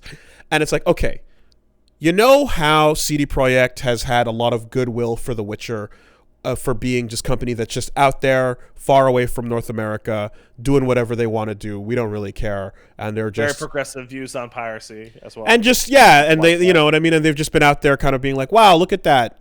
You can think about them as like they're doing the cool thing. Well, the moment you pull a move where you're doing the press release that your employees are finding out at the same time as the public, you're just another AAA. Like you fall right into that category. PC I don't give a Gamer fuck. did this incredible interview where they interviewed the director of Cyberpunk about crunch, and he's like, "Oh no, we're not crunching at all. No, he said it's not that bad, is what he It's said. not that bad." It's so And then much. he Sorry, had to my bad. apologize to them afterwards for saying it wasn't that bad. It's like, why would you ever, for something like that, go to the person in charge? Right? Like, what? Like, are you fucking stupid? So, you know, you got this. Actually, we give everybody muffins in the morning, and we get free massages at the end of the day. It's true. It's So very you true. get that kind of trash happening up top, which, you know, again, firmly in my mind categorizes you as good job. You're now EA, Activision, and every other fucking, you know, just company that Polish. just, you know. So welcome to the club. And then on the underside of that, you got people being just fucking trash to in response to the delay, and like, you know, the fucking death threats and all that garbage or whatever. And you're just like, okay, like, Oh, what are you going to threaten these people with? They already live in Poland. Oh, bam, but damn, son. damn, Wow. take that, owned. But yeah, you just like, it must be really shit to be a developer on Cyberpunk 2077 right now. Oh yeah, you get crunched to piss, and then when it gets delayed, people fucking like threaten you. And Sick. cheer on your crunching, you know? Yeah. So yeah, that's a horrible shit sandwich. And full credit, check out Jimquisition's new video on it, where he basically breaks that down for you and like you know, spells out the history of what's going on from both sides there. And it's like, yeah, there's the the basic gist that I can gather is that they waste too much time in pre-production, and then go, "Oh shit, we got to ship it." All To hands me, on deck. this was always an insanely ambitious project, and that thought continued to further cement itself the more years from announcement we were hearing nothing. I assume that what we're getting is a version that is still probably only a fraction of what they actually wanted to accomplish. Oh, the version we're on gonna their get design probably document. only like 2 years old. You know, something they had in their actual like early ass design builds or design decisions. We're getting a percentage of what they were probably aiming for in ambition, and we're getting something that, you know, the people at the studio that say, hey, we can't just be pie in the sky forever, release a fucking product, decided to push. There's a lot of pie in the sky stuff going on in that. I mean, they put out that video that showed off all those features, and then had to quietly announce that almost every feature they had shown off in one of the gameplay demos got cut. Mm-hmm. And everything we're seeing in these teasers, trailers, and expanded looks are still showing you tons of world building, right? Tons of advertising of different types of people, different classes, and augments and mods and all kinds of lifestyles that you're probably not going to get to live in this world. You know, you're not going to get to live in the shoes of all these crazy different randoms they're showing you, you know, in the marketing for this. But when that comes out, I hope that what they have is still at the end, even if it's a slice of what they wanted, a fun video game. Because the absolute worst thing I can possibly imagine is for this shit sandwich to then end up with a fucking shit product. So, to end the story Butter off. Buns brought up a really fantastic point when the Cyberpunk delay happened, and I had forgotten about this completely. Do you remember Fallout 4? I remember hearing about it. So that game wasn't great, and in fact, it was quite flawed, right? I remember. But it was still a decent enough game. Okay, from the outside, it sounded abysmal because it was not New Vegas. This is what I kind of. Yeah, well, I mean, that's always the thing, right? But this is But this it was is all right, the energy from the stands was that. right? But in fact, I would say it was deeply disappointing, even, right? However, what cut the legs out of people going, hey, this game's not the best, right? Or hey, this game's actually kind of disappointing or bad or whatever, is that Fallout 4 got announced and then came out 3 months later. So it wasn't sitting on 7 years of expectations like Cyberpunk is. Right. Okay. If Cyberpunk came out and was Below and expectations. is anything other than a slam dunk, it will be a massive disaster. Mm-hmm. Right? If it's a 9, that will be a disaster. You know, like just CD Projekt needs this to be a slam dunk as well. It's quite clear that this is all the eggs in the basket. From what I can see, from what I can tell, like, it's not going to be a trash fire. It's not going to be okay. It'll probably definitely be, hey, that's good. But like where it goes between the range of good to holy fuck is what remains to be seen. Remember No Man's Sky? Imagine that times 5. I don't know. I haven't seen anything that makes me like, oh boy, worried. Oh my god. But I've seen like, okay, that's a bit more. I've talked to a couple people. I've gotten some more. I've gotten some feedback too. I've gotten some feedback, and which was not exciting to hear. it makes me think that like what from at least what I'm hearing, it's like this might land and be, hey, that's pretty good, but maybe that's it.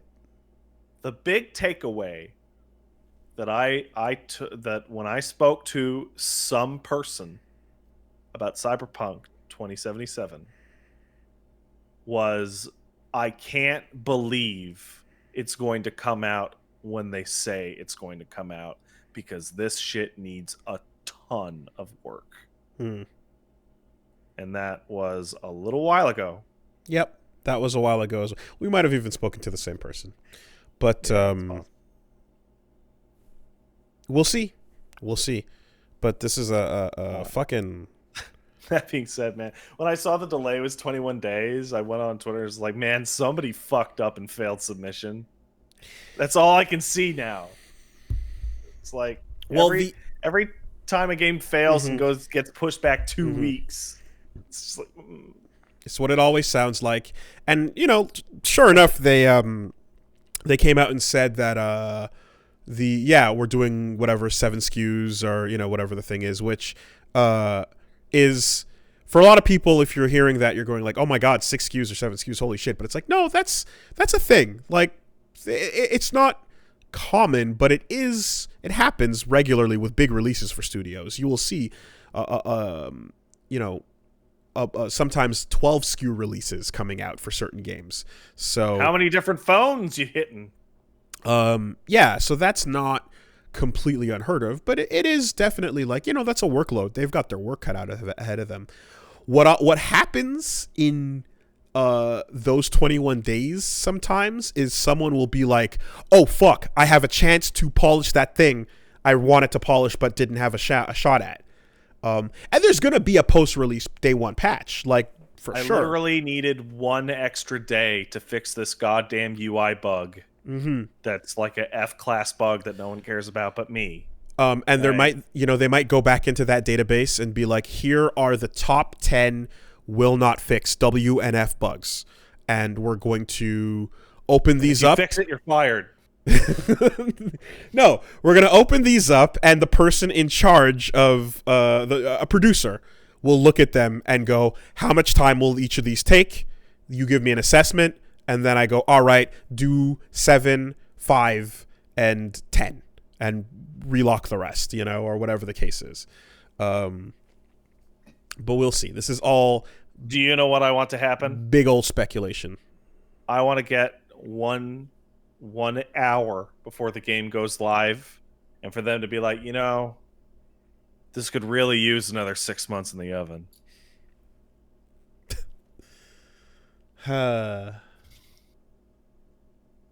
What if they pulled a Baldur's Gate? What if they early accessed? Yeah, they're not gonna. You can't do that after 7 years. You can't. It's so ridiculous. No, you can't. What faith is there that it will ever get? And if it ends up being like woof woof arf arf rough, that goodwill is also burnt. Yeah.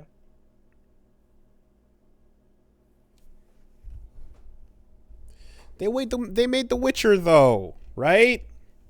That's Well, have you played those games? No, I know. No, that's the fucking quotations I'm fucking putting up on that. Witcher 1 released so fucked up, and Witcher 1 Enhanced Edition is so fucked up. Over the years, that's always been, I mean, like shit. Like it pretty much started with, I think, with you, talking about like, oh man, Witcher is great. CD Projekt fucking crushing it. What a good ass game. And like, it was just nonstop positive associations, The first time I ever talked about it, I think was on the podcast a million years ago. I'm not sure, or might have just been in private, but it's like I would play through Witcher 1. I got it on a Steam sale for like $5. And I beat it. I'm like, what a great game. That is a fucked up game for crazy people. I can't recommend it to literally anyone. You have a lot of fun, but you have to fight it the whole time. You have a lot of fun. You have to fight it every single second, and also you have a couple of moments of legitimate like fucking misery. I have always used the term a fucked up game for crazy people for Witcher 1. Witcher 2 is a pretty good Eurojank game. And Witcher 3 is like man, that's a good one. Hey, we're going to be talking about that one for a while. So when Cyberpunk got announced, everybody's like, "Oh, that's going to be the trajectory, right?" So Cyberpunk's got to be whoa, right? But it's like, no. Remember, this team has made a bunch of fucking busted shit. It's a bunch of busted shit. Word to the wise: avoid yellow on your posts. Or at least that shade of yellow, right? Like it's like a lemon yellow. Big old alarming piss yellow. Like asparagus piss yellow. Deep.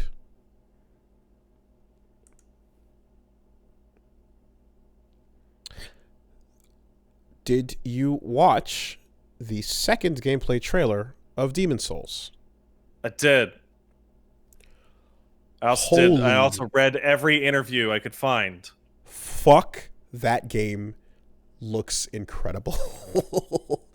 The trailer, once again... You see now what I was talking about? Like you're worried that the next real From Software game is going to look like stupid shit next to it? I mean, you click play on the trailer and it drops a little like Sony logo on you that's Marvel style with the Demon's Souls shit in there because they're doing the fucking thing. It's like, hey, look, it's the cross, circle, triangle with the demons in them. Look, we built it. Remember our game? You're like, yeah, Sony. Okay. And then you get your Blue Point logo, and then you get 5 minutes of gameplay in 1080 60, and it's fucking 2 bosses. And it's in 4K actually, and it's fucking glorious. It's so good, man. And then it drops a name.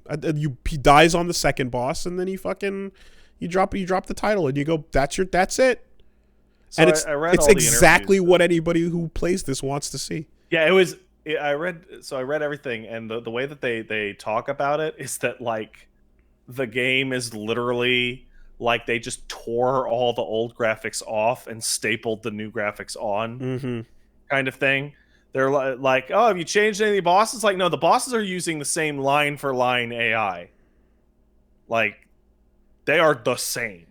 The like, audio the are the same. The audio lines of dialogue are not re-recorded.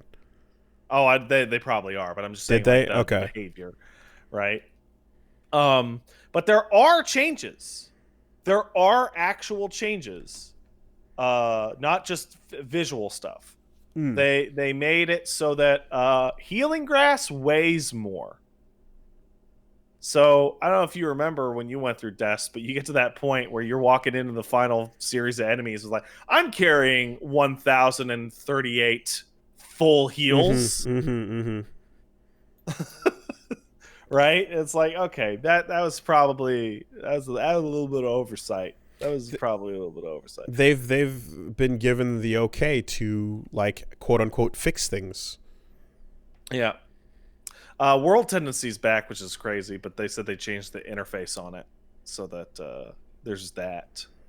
And they also added some new items as well. So, item weight is still there. Yeah, item weight's totally still there, yeah. They even made it so it has a new camera. It's a little offset. You can change the camera back to the old one. Was that a different camera?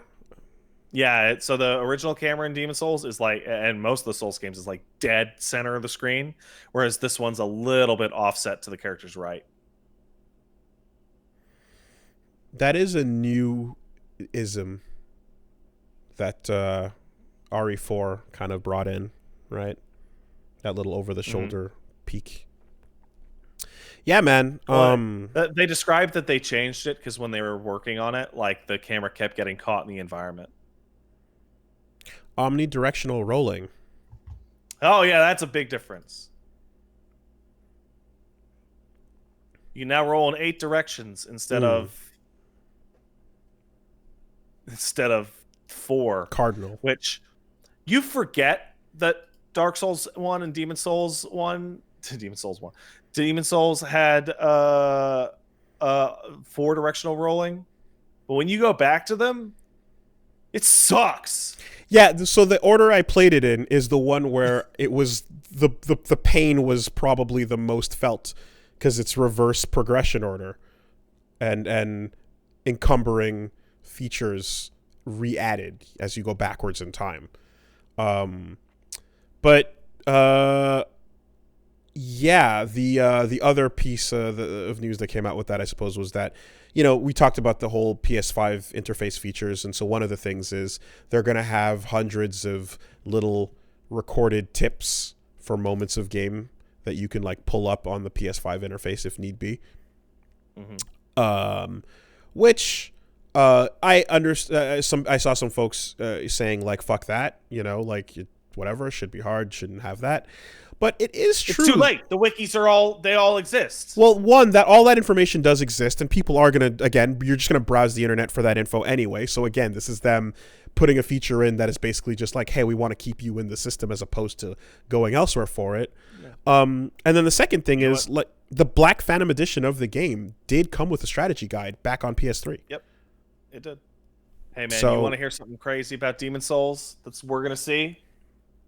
Demon Souls was the first out of all these, and it was like, it's by far the most obtuse, right? How do you upgrade your weapon alone is like a confusing labyrinthine process, right?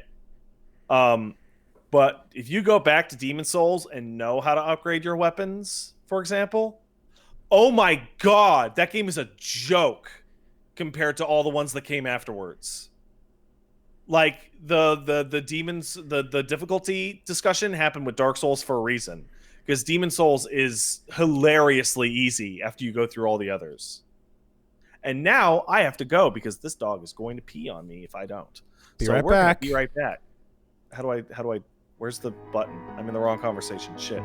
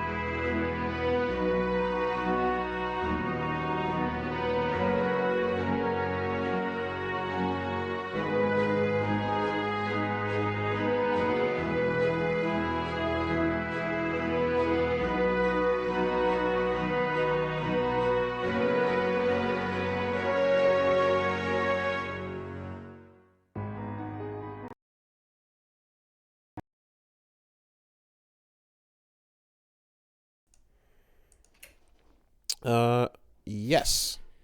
I've returned dogless, as it is his bedtime anyway. Night casting is weird. My body doesn't know. Yeah.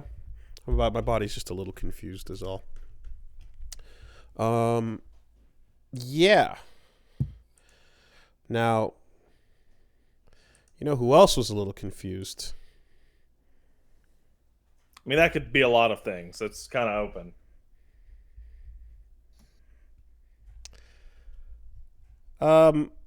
Terry Bogard was a little confused this week. Yeah. Oh, yeah? Uh-huh. Yeah. Uh-huh. Uh-huh. Why did that bike fall over? Yeah, What caused his bike to fall over? Let's talk about what really matters here. And I don't see anything how does in Terry the way. Not know how to ride a motorcycle? Is there a banana peel on the ground? What's making the bike just up and fucking at him as if it were like a horse just flopping all over, and he eats shit for no reason. And it's not like, oh, he wasn't paying attention and he hit something. Nothing was in his way, but the bike fell over. What happened? And the bike jumped up in the air and kind of elbow dropped him. It was weird. I think that's the real question. That's the real mystery here.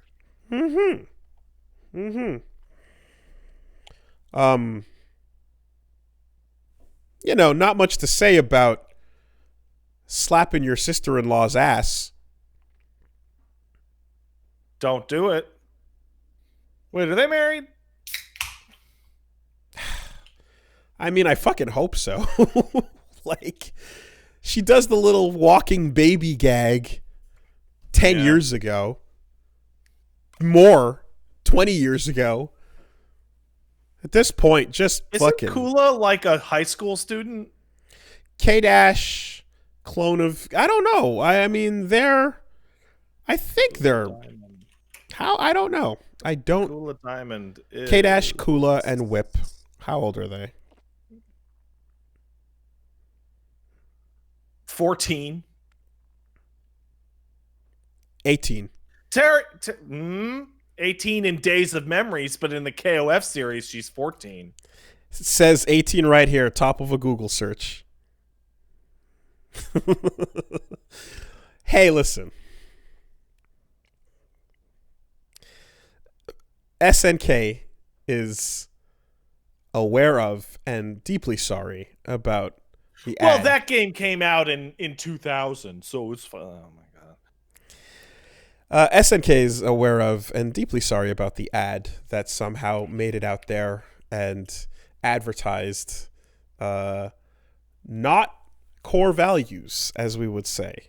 Some very non-core values on behalf of Smash Brothers character Terry Bogard. Oh no! Oh my god, no. Oh no. Does he have to get taken out because he's no longer a good boy or girl? I'm just saying, sometimes when you decide to write a news headline for your outlet, you can choose to write the accurate headline, or you can just sniff up that sensationalism and be like, Smash Brothers character Terry Bogard grabs ass in new ad for SNK All-Star. And you're just like, man, you can't even give Fatal Fury a half shout. You need to fucking dunk it as hard. You need to go tattling on Nintendo. You got to go, hey, Sakurai, did you see what happened with your boy? Talk to your boy, Sakurai. No, KOF All-Star did one of those stupid ads that you see, and they're the most obnoxious, annoying things ever. And we've laughed in the past about how weird some of them get, because mobile game ads... That's how King of Fighters works, man. Mobile game ads seem to be based on, frustrating you into clicking. I guess if it's like, we're showing this to anybody who... Probably some kids, probably someone who's just whatever, just cow clicking. And you see some shit where it's like, okay, here's like a demo of video of a game being played very, very poorly. And it shows a guy going slowly into some spikes. And oh no, only you can save him. Oh God, he's getting hit by the spikes. And then there's another one where it's just like the zombies are invading. And they look like they're an amazing photorealistic 4K. And then let's zoom in on this zombie hunter's ass jiggle as she fires her shots. And, you know, just fucking dreck, where they're just like, we're just lying about what you're about to click on here, by the way. There's no regulation or anything to tell them, hey, you can't lie about that. Mobile game ads they just hit different, man. They're currently the Wild West. And yes, they're built different, is how I describe it. It's fucking absolute no rules, no holes barred, do what you want right now. Promise if they click, they will get money. And then just end up sticking them with the shit game. It doesn't matter what you say or do. So, for whatever that means, KOF All-Stars, the mobile game they've been pushing for a while now, and there's been some funny ass ads for that thing. A couple of friends I have, you know, a couple of friends have shown up in those ads. A couple of familiar faces have been like, yeah, KOF All-Star. But, you know, you want to keep it making money. And then so whatever the team is that is marketing this has nothing to do with actual SNK proper, just takes the brand and goes, all right, people who make mobile game ads, here you go. It's a bunch of King of Fighters characters. Figure something out. Get people to buy this game. So they do what they do best, and they render out a fucking Oscar-worthy 15 seconds. I laughed. I cried. I don't know about you. I fucking experienced highs and lows learning about the struggle of Terry Bogard. The scene opens with Mai Shiranui, Blue Mary, and Kula Diamond sitting at a outdoor stand for like a sushi stand kind of thing. And Terry Bogard revs up that motorcycle he's famously known for and goes, hey, come on, and drives slowly by, and in very, very, like, detailed animation, triple slaps all those asses as he drives by. The jiggle is intact. Come on. Pat, pat, pat.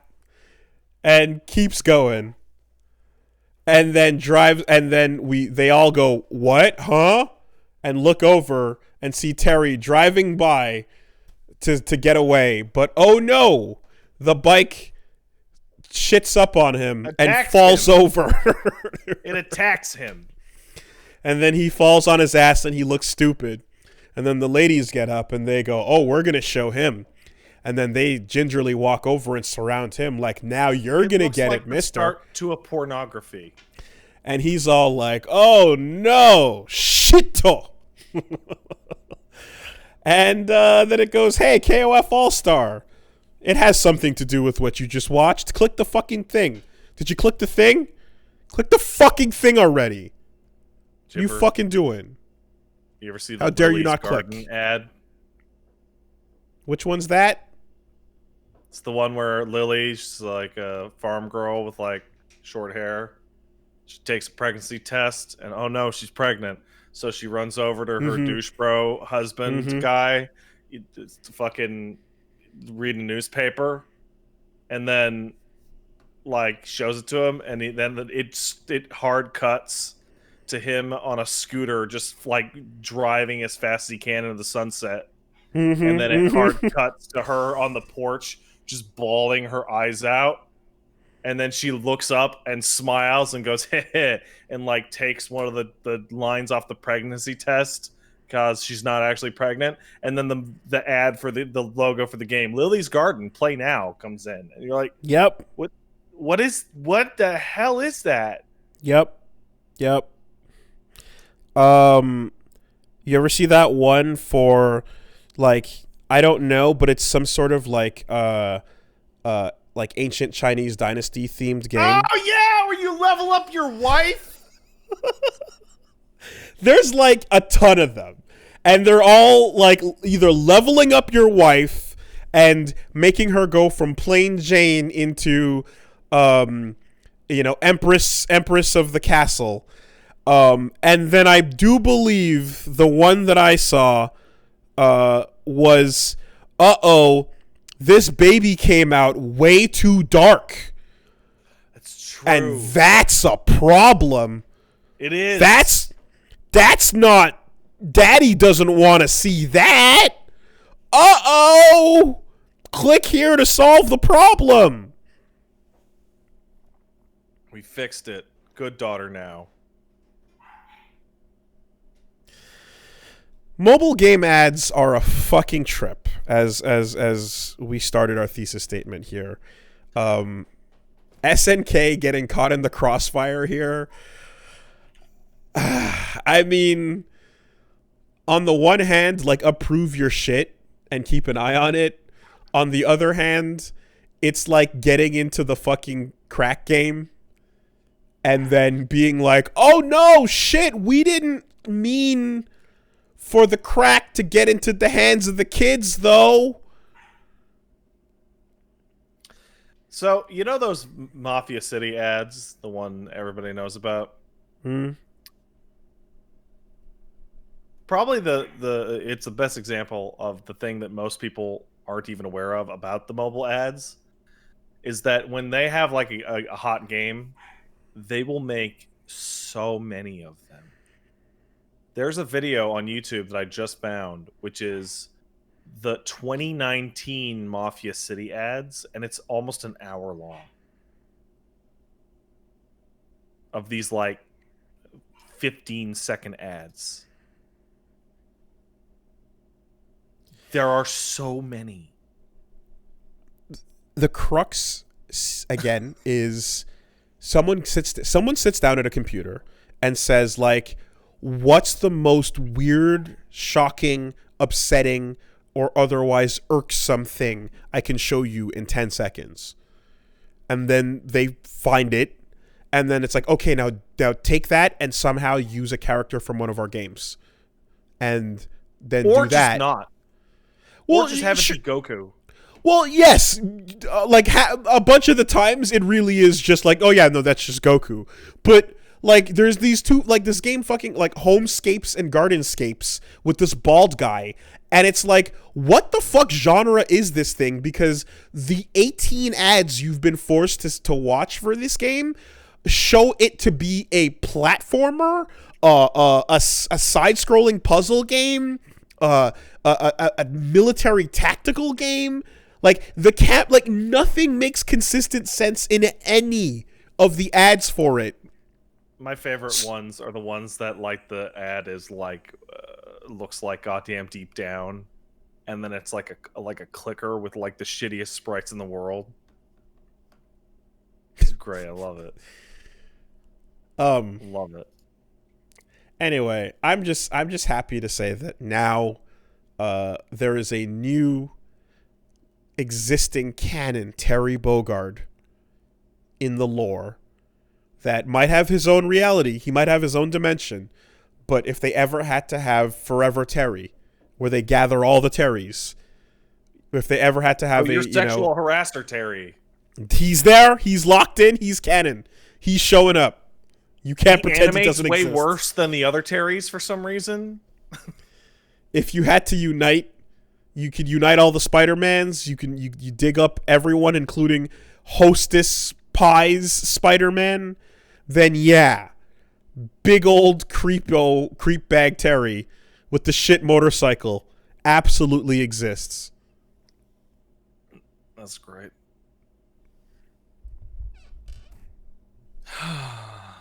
Did you know that after the first ass slap, which is quarter circle back, half circle forward, you've got to do a quarter circle for every subsequent one, like SVC Chaos? I didn't know that. Usually all three come out like boom, boom, boom. But only for this unique circumstance, there's extra inputs.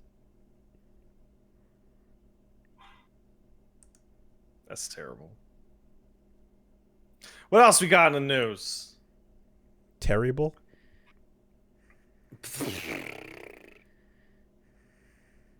Boo. You see Remurai put up a video about Little Big Adventure 2? No. What happened? He put up a video about how much he likes Little Big Adventure 2.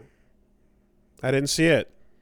It's fucking awesome. That game's great. Also, Remurai has a great voice. I don't know what his accent is, but he sounds cool. I will check that out when I get a chance to. After this, I suppose. I also feel stupid because Return to Castle... What was it called? Return Escape to Castle from- Super what was Beast? the- Escape Yeah, from Return to Castle... Castle Super Beast. What was it? The Castle Super Beast game. Yeah, it was based off of Little Big Adventure 2. The Mystery of Castle Super Beast. Like, that's why it looks like that and why it controls that way. And I feel silly because I'm one of the only people I know in my life that have ever played Little Big Adventure 2. I've never seen another person say that game's name out loud other than Remurai. So I'm glad to see somebody appreciate it. I was just getting vibes of, like, Alone in the Dark. Little Big Adventure 2 was totally made by some of the people who made Alone in the Dark. Gotcha. Okay, well, there was some cool some announcements for some projects. So, like, moving along, there's two things. Netflix announced one, Pacific Rim: The Black. Not that one. Not that one. John is doing fine over there, thank you very much. The other one.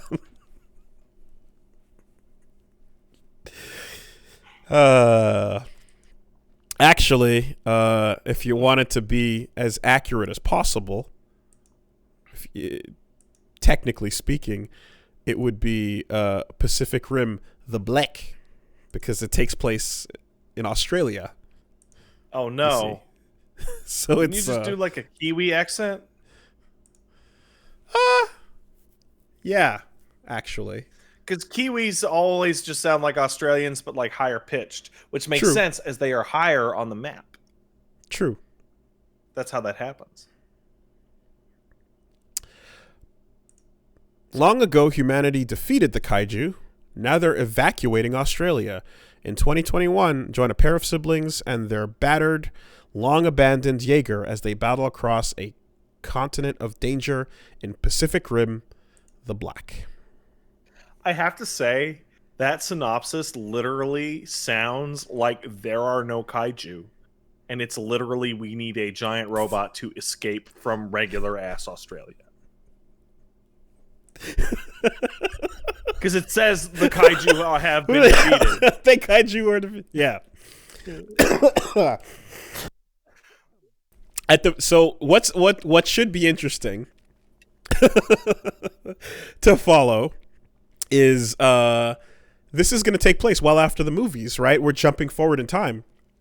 Yeah. So, like, what became of everything that we saw?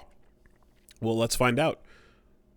I'm surprised that well, then again, it's like, if nothing else is happening with the franchise, I'm sure they don't mind, like, being like, look, you guys making a part 3? No? All right. Can we just fucking, do some shit? Can we just jump this along? And then You know what? You know what? Okay. So, all right. Here's the one-liner climax of this. The main characters are fighting in their robot, and there's another robot, and they're near a volcano. Does Australia have volcanoes? Let's just say there's a volcano. I don't know if Australia has a volcano, but let's just say they got to one. And kaiju comes out of the ocean, right? And it's a big monster, and they beat on it for a bit, right? And then fighting it, plow. And then they beat it up, and it, like, it sheds its skin, and it looks like a big like lobster, like a horrible lobster monster. And then one of them's like grappling with it, and then the second one goes, "Oi, Do you need another shrimp on the barbie? And they drop kick it into the volcano. And then it just cuts to black. And that's the end of the movie. Can we hard cut to one of the main characters chugging a Foster's? Mm-hmm. It's Australian for beer. Good. It's good. I could see a ridiculous kaiju design where someone just kind of draws some tentacles and evil faces on a bloomin' onion. I could see it.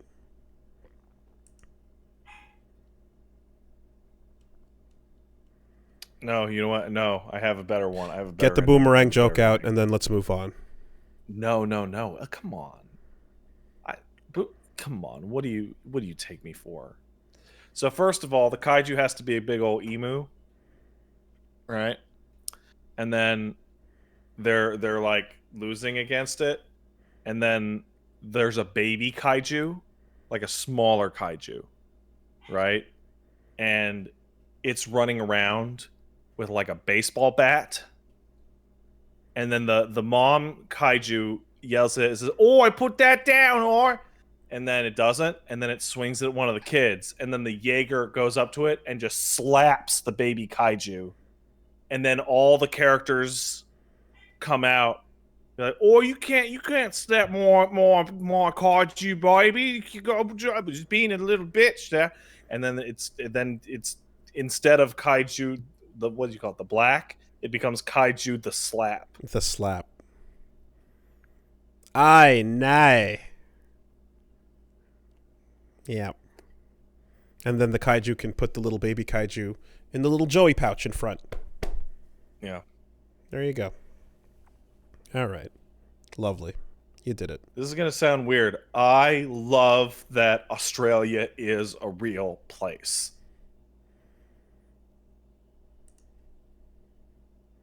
Thank you, Australia.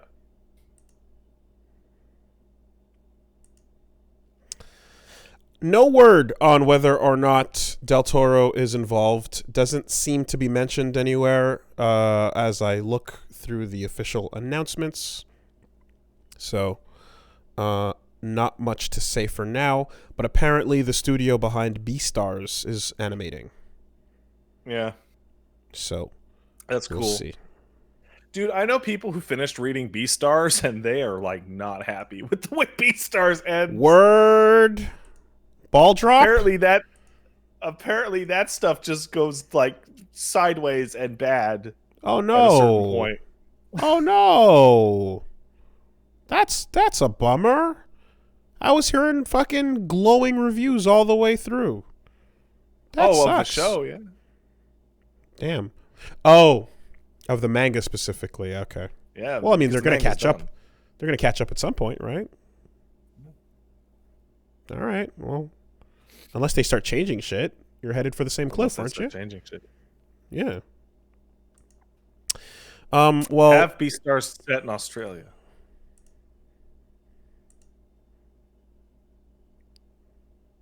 Speaking of the black,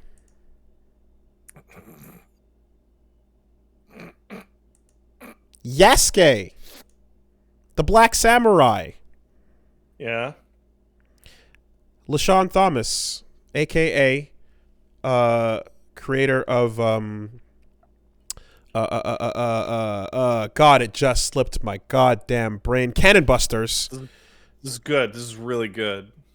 The Cannon Busters guy, a.k.a. Sanford Kelly's brother. Oh, really? Yeah. Does he also throw tantrums when he doesn't get his way? I don't know if he picks top tiers, but I do believe he's from the same school of thought. LeSean Thomas is got a show also coming to Netflix about Yasuke, voiced by Lakeith Stanfield, arrives next year. Cool. And there's some key art showing Yasuke and Nobunaga hanging out doing the thing. It's one of those stories I've mentioned it more than a couple times over the last couple of years, where it's like, here's a really obvious tale ready to be told with this character Yeah. that's super real. Here's a photo. You got some cool shit you can do. Neo did some shit with that. And then Chadwick Boseman was supposed to do something with that, but unfortunately, you know, that is not going to happen. So here comes this. So we'll find out how this Yasuke rolls and whether or not he can hold a candle to the one from Neo with the bear stand. Man, that's cool, man. Yeah. Thanks, Boomenhauer.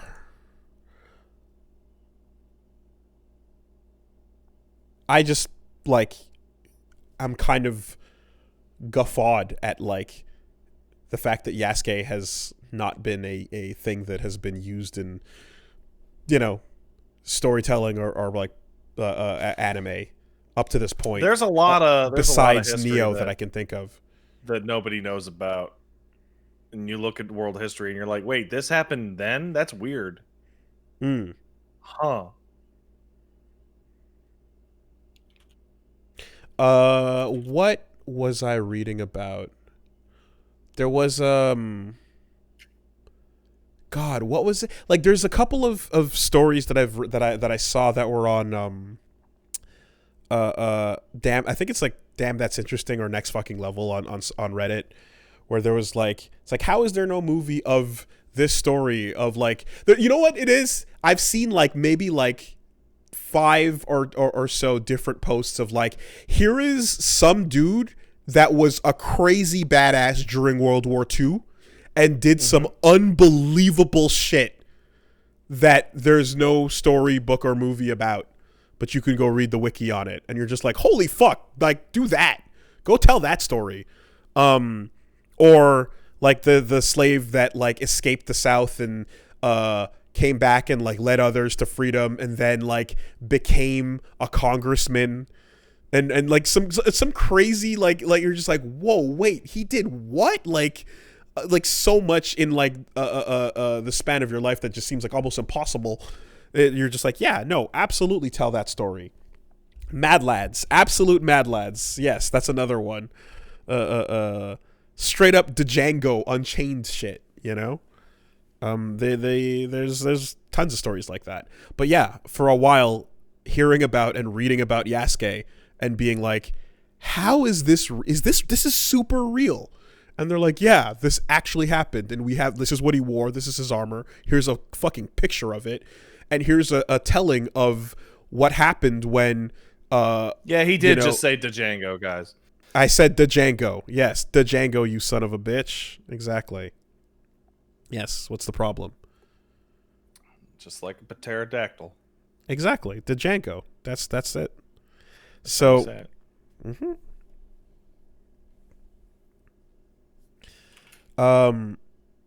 and you hear the story about the fucking crowd that like pushed in, and some people like fucking got crushed in a ridiculous stampede to see. Are you talking about the Walmart? No. There was a stampede to see what a black-skinned human looked like when he was in Japan, because like people heard about it but like couldn't believe it, and like it was how that was an times event. have changed. Yeah. Yes, indeed.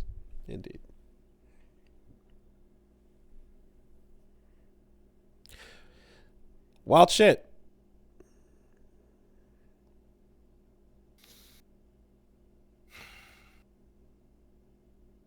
Because to answer your question, Hollywood doesn't want to tell those stories.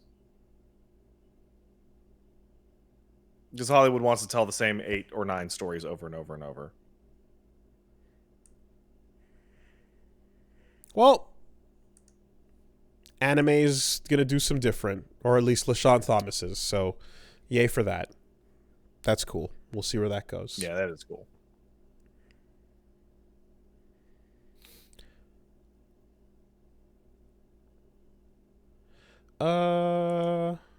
Man, Why can't there be a Yasuke movie cut to my brain going, do you remember the movie called The Last Samurai starring fucking Tom Cruise? Right. Fucking god damn it. Yasuke the movie starring Tom Cruise. Yeah, there it is. Oh There it is. boy. Yeah, that's good shit. That's good shit.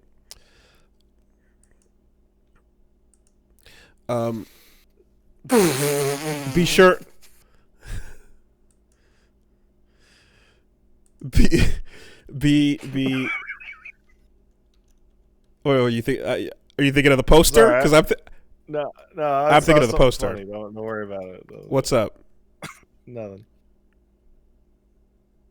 You okay? You sure? Mm-hmm. Yeah, I'm good. Okay. All right.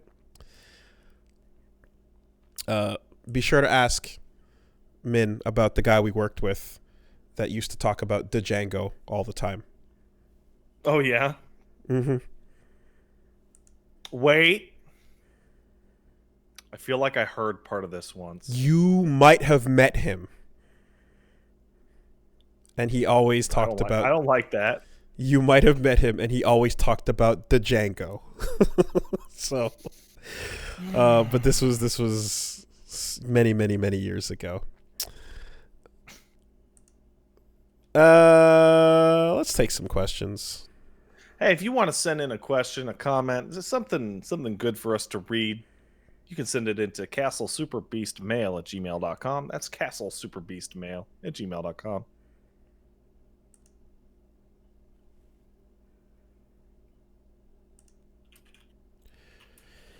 We got one coming in from Mitchell. Says, bonjour Patrice et Wooly, avec deux accents aigus. Wait, deux accents aigus? Yeah, that doesn't even become Wooly anymore. That becomes... Wooly. Wooly. Like, I don't know what... You don't usually ever do that. One accent aigu and then a normal E. I there are no words that have two accent aigu. Yeah. You're So, caught. Nice try. Caught you. Fellow Canadian here from Toronto. We die. You fucking... you exposed your ass. Don't hold it against me. Anyway, last week's discussion on brand Twitter reminded me of something that makes me genuinely angry every time I think about it. You're probably familiar with No Name Brand, the generic yellow and black products sold at Loblaws grocery stores. Yeah, that shit's hilarious, yeah. The whole point of No Name is to just buy the thing without spending money on the brand name marketed material. Or at least it was the point. I recently discovered that they've been running YouTube ads and branded Twitter accounts where the whole thing attempts to be a deadpan, dry, self-referential humor, but it makes me irrationally upset because it goes against what No Name was supposed to be for years. Have you ever seen other examples of this oxymoron brand product where they miss the point and run in the opposite direction? Mitchell, I disagree with your hypothesis entirely. I reject it. I reject your hypothesis because not only do we know about No Name Brand, but I accept the direction that they've swerved in because it was entirely unintentional. I don't know. I don't think America has it, but there was an XKCD comic one time where the guy basically said, here's what my brand of product would be in grocery stores. And it's a big old aisle, and then amongst all the colored noise and packaging that's too fancy, there would be a big white bag that just says chips and another thing that says mayo, and it's just single clean simple thing with text on it, and you're like, holy fuck, look at that thing stand out on a shelf full of all kinds of cluttered designs, right? Okay, so that actually exists in Canada in the form of No Name Brand, because they would just make a yellow box, put the word No Name trademark in the corner, as if to say like, oh, just get any No Name Brand whatever, right? And then they actually just started trademarking the name. People kind of like saw and caught onto that, and then like it I guess kind of like through memification became a generic thing. So then they kind of realized that people were taking it that way and then leaned into it and went like, here is our product. It is soap. Purchase some soap. And then they put a price up, and then that's the whole ad. And then they have a Twitter account that does the same thing. Invention of Lying with Ricky Gervais. I didn't see it, but I heard it was pretty funny. That's the Louis C.K. as well. It was pretty funny until like he started to get super atheisty preachy, kind of embarrassing. But there's a Coke ad in that movie, which is some businessman on a pure white background that just looks at the camera and has a Coke and goes, "Hey, I'm from Coca-Cola.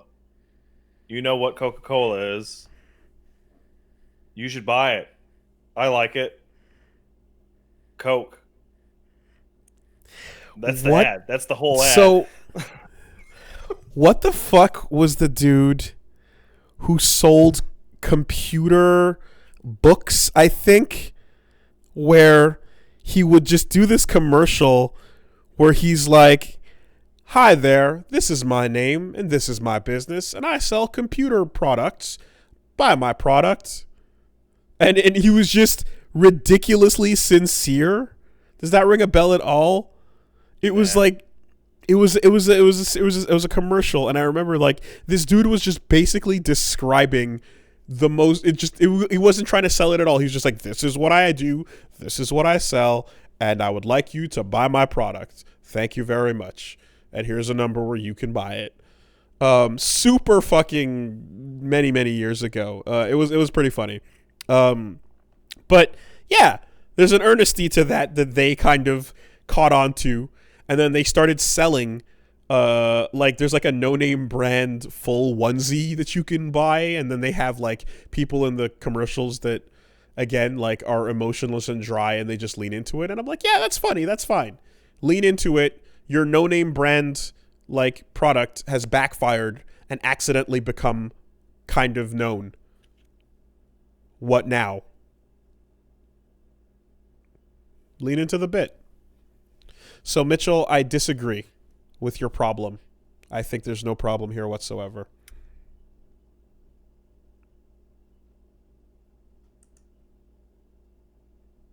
We need a bigger crab. Oh, shit. You know the Silence brand crab?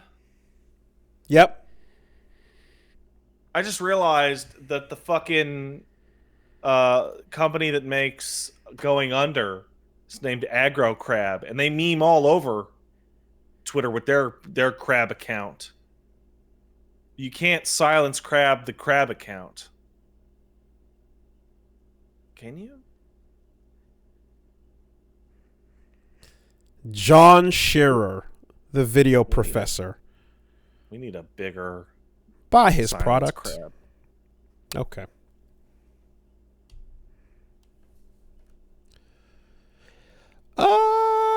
We got one coming in.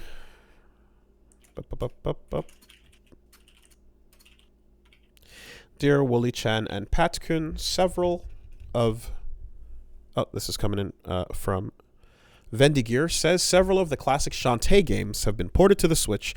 Playing them again got me thinking now, despite the fact that I'm about to tear into them, I love the series to death, and it's an endlessly charming, simple Metroidvania to turn your brain off for a while.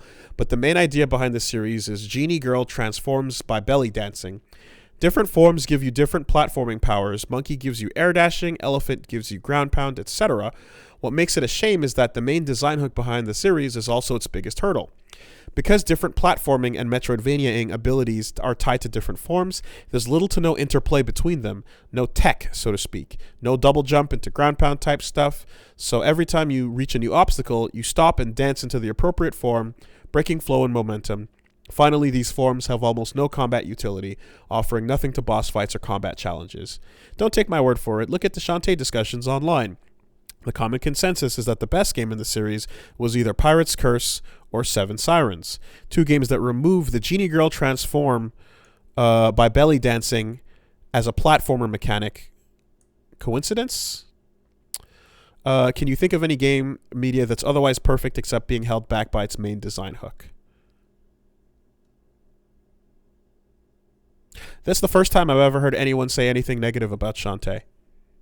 It's not the first time I've ever heard anything negative about Shantae. In fact, I've heard this almost exact speech from a friend of mine. Interesting. And okay. Whenever somebody asks, "Hey, is Shantae good?" He goes, "Pirate's Curse is." Mm-hmm. I've got an answer that fucking flashes in my brain. And you've heard me talk about it a couple times, but Azure Striker Gunvolt. Azure Striker Gunvolt is a cool game where the only problem and the biggest problem is the fucking game hook itself. The flow of combat is really stop and go, and it ends up being a ton less fun than it should be as a result. It looks great. It sounds great. It feels cool, but the combat just fucking gets in its own way. I don't have an example, so I'm just gonna tangent into a completely different thing. Fuck it. I'll give you a game where an accidental gameplay style ended up being way more fun than the real one, and that was Call of Duty Modern. Was it? People in the chat, let me know. Was it Modern Warfare 2 or Black Ops? I want to say it was Modern Warfare 2. Anyway, point being, there was a kill streak in that game where you call in a fucking airdrop that could give you different shit. And the way that it worked is you'd hit the kill streak button, and you get a goddamn fucking like smoke canister in your hand, right? And you throw it. It's called a care package, right? And the deal is that for some fucking confusing reason, you could run faster with that thing in your hand. Oh boy.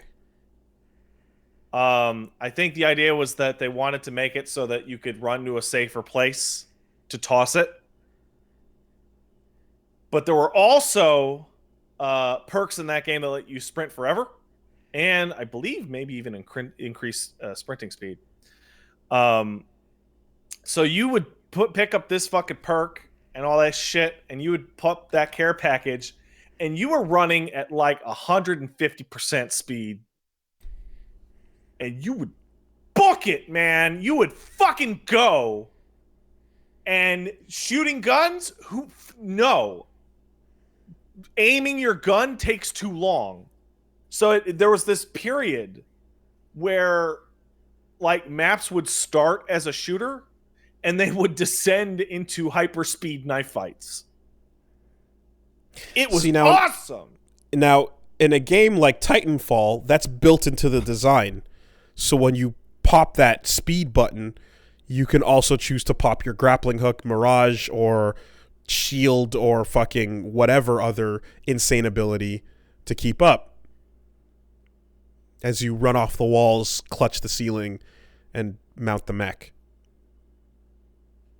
Don't imagine Call of Duty is giving you that kind of counterbalance. In fact, people running so fast that it was often like difficult to hit them. It was great. But you had to be holding the grenade? Yeah, you had to be holding it, which is why you didn't shoot. You just stab, right? So Modern Warfare 2 came out in 2009. And Titanfall came out in 2014. I wonder if the experience of that nonsense influenced the idea of like, what if it was Call of Duty, but you could go super fast?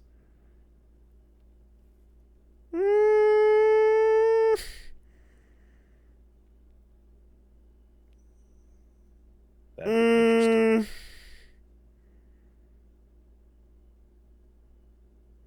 Sure. Anyway, that was a lot more fun than shooting. And it was a lot better than the other busted shit that happened in that multiplayer map. So Respawn just saw that happen once and built an entire fucking brand around it. They're like, yeah, Sure. let's do it. But robots also. Well, you can't prove otherwise.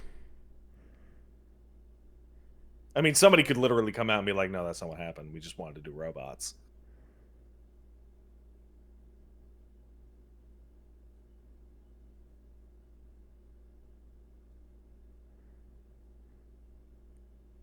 The dudes who, yeah, they right.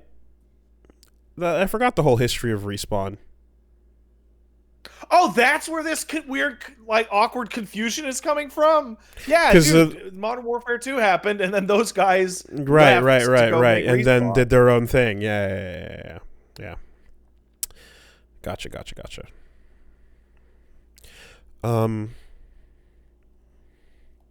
Man, I sure would like another Titanfall game. That would be nice. Hey, Wooly. You know how we occasionally talk to people in the industry, and people are, they tell us things? I have something to tell you about Titanfall. Is it that it's super dead? No one but you has even said the word Titanfall to me in like a year. There you go. It's good. Good. Very good. That sucks, man. It's not dead until the servers die. Oh, that'll be right along then. Yeah, it's like, an don't EA jinx it. game after Don't all. jinx it, idiot. Don't jinx it, you stupid moron. Shut the fuck up. Man, Can we start preemptively making the fan server project, the warp pipe? Can we start preemptively doing that, man? I'm sure that's done. Like, no joke. I'm fairly certain that with EA's history and the cult popularity of Titanfall, I'm sure someone worked on that, and it's literally good to go the day that shit goes down. I just hit the first domino. I just knocked the first domino over. Yeah, we have a bad history of Titanfall news during this podcast. You know, I just have decided to stop talking about it, really. That's okay. We can talk about other things. For example, Pat, if you were to kick the fucking bucket, would you be super totally cool with a virtual version of you being reanimated to say some weird shit in VR for everybody to see? Because we've got the tape on you. We've got the mannerisms. The AI can figure the rest out. Do you give permission right now? We don't usually talk about celebrity culture. I don't even know what to call it, right? But the West Kardashian family Dynasty.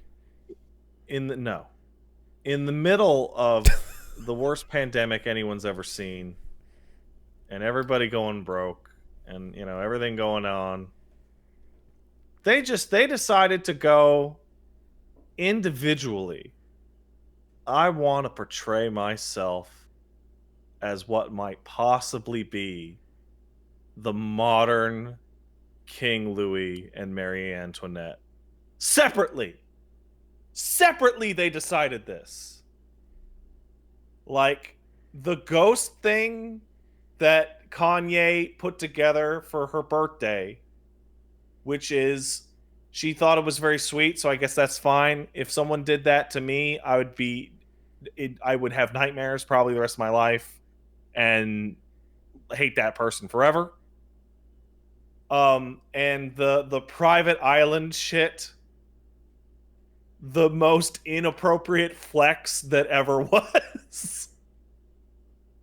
So I'll take that as a yes. I'll sign you up. You're super down. Nah. Ironically enough, when I die, you just throw my body in the trash or like a ditch somewhere. Diogenes over the city walls to the wolves. Yeah, what do I fuck give it. a fuck? Who gives a fuck? But come on, don't like, come on. I mean, look, man, it's a union based on vapidity. So, like, what expectations are you gonna have? Yeah, but here, okay, you know what? Here's my expectation. That in a act that is ostensibly for someone's birthday, to give them a heartfelt, if horrific and nightmarish, misguided. You go criticize VR, the script. You go criticize the script. Dad. The man can't get his name in there. My expectation is he can't sign his work. Use the digital skeleton puppetry of a loved one's family member to brag about how smart you are. Oh, holy man. Shit. Holy goddamn shit. But it's a wink and a nod, right? It's like a big old joke. No. It's like, ha. No. Ha, that's the joke. Only the most genius person around would use the corpse of a family member's loved one in order to brag about themselves. Okay, so here's what I'm going to end that on. Did you see the similar reanimation a couple weeks or maybe a month now prior that happened when some parents of a Parkland victim reanimated their son to talk about the lack of action in terms of everything that's been happening with gun violence, right? Yeah, they reanimated their kid so he could tell people to go vote and to... And I saw that commercial, and I went, noise about their representatives. That's really weird. That's super ghoulish. And right, then I can do you one better. I can do you one better. Okay. In which I believe, I want to say it was a Korean lady. Yes. The lady who saw her dead child reunites with dead daughter and she's wearing the goggles and she's trying to touch the child. Horrifying. That's not good for anybody.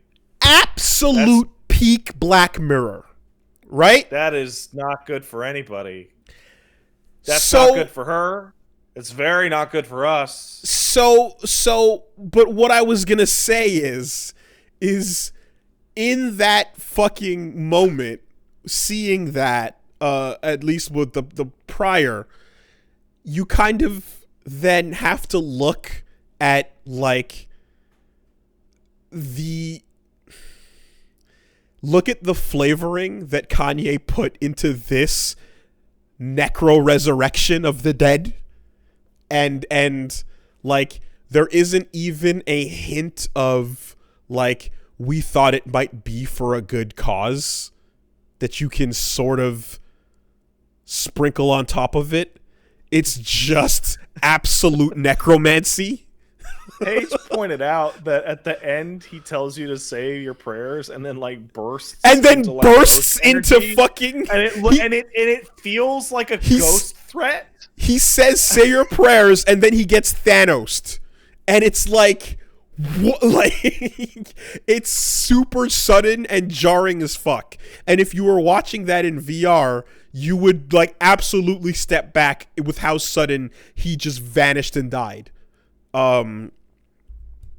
Anyway, yes, this is where we're at now. The technology exists.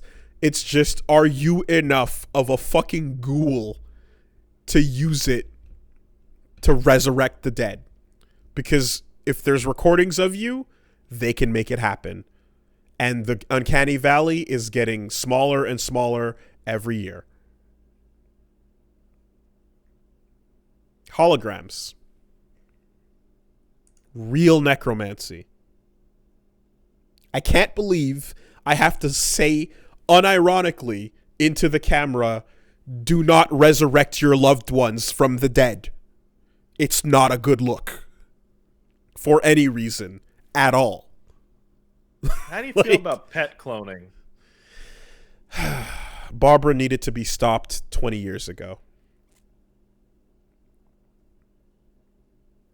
There's a picture of Streisand's dogs looking at the grave of the dog that was cloned from her original dog. God, why did you take that photo? It's so horrible. And they all look identical to each other. Well, yeah, she needed to be stopped at the turn of the fucking century. Absolute Yamero.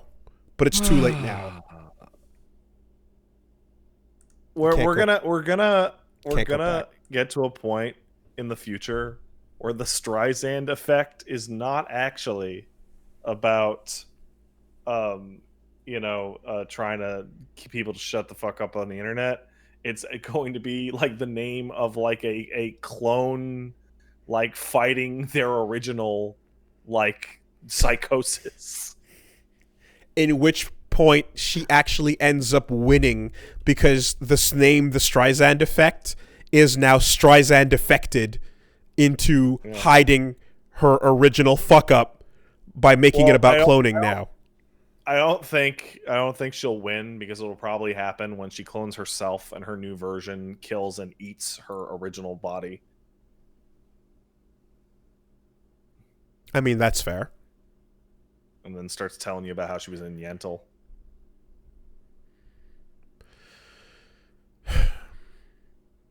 Nonetheless, the Streisand effect sounds like the sequel to the Streisand experiment. Or the Cloverfield Lane, like, fucking series. Like, yes, it's getting extreme. But don't... People in the chat don't know what the original reason for the Streisand effect is. And All what right. a great reason to explain. Fucking Google or some shit got photos of her house on a satellite and put it up and so people could see the top of her house, and Barbara Streisand sued them saying, take those motherfucking pictures of my house off, which made everyone go, oh, so that's your house? It doesn't say Barbara Streisand lives here, but it's a big old dot. But now we all know. So Dum-dum. the name of the effect is the attempt to censor information actually points to highlight the information because it shows that you've super wanted to censor it and hide it. Yeah, it's like if you shat your pants and your attempt to get people to not notice you shitting your pants is to just start screaming at the top of your lungs, I did not shit my pants. I'll see that example, and I'll raise you something much more everyday and real. It's my favorite current example of the ongoing Streisand that seems effect. pretty everyday and real to me, but okay. All right. Well, hey, we all live different lives. God bless. We do. But hey. My favorite current ongoing is a feature that Twitter unveiled, which is the hide replies Twitter effect. Where you can go into any thread on Twitter and hide replies you don't like, and that's fine. Those replies are hidden. But then anybody who comes along can just click on the thing to see hidden replies and see what you've chosen to hide. Furthermore, if a tweet happens to have hidden replies on it, Twitter will let you know that there are hidden replies on this thread. So you will show up on a normal thread. Hidden replies. And if the goal of Twitter to hide things, when they shadow ban and shit like that, sometimes you'll see like show more, and you click more, and then there's nothing there because it's like, this is shadow banned. You don't see nothing over there. But here, you would not have thought about any hidden replies at all until Twitter said, hey, by the way, there's hidden replies in this thread. Click here if you want to see them. But, the guy who made the thread doesn't want you to see them. So then you go and you just see everything that was chosen to be hidden in the thread, and you're like, oh, this is what you tried to hide. So I thought what you were going to talk about is the Twitter function of I'm not going to let anyone reply to my message, which might as well just be a big stamp of this is the worst take ever. Not even because I will be ratioed to hell. I've only seen jokes posted with the no reply thing. I've these seen days. some real ones, and they were all terrible takes.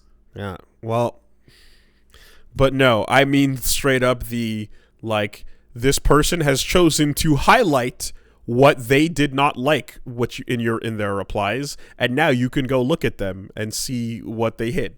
It's the most backwards fucking method of like trying to help somebody by making them even more of a target. Anyway, don't clone your loved ones or your pets or anything. Don't clone them. Don't resurrect them from the dead. Oh, Elmo disagrees. Elmo sounds like he wants to be cloned.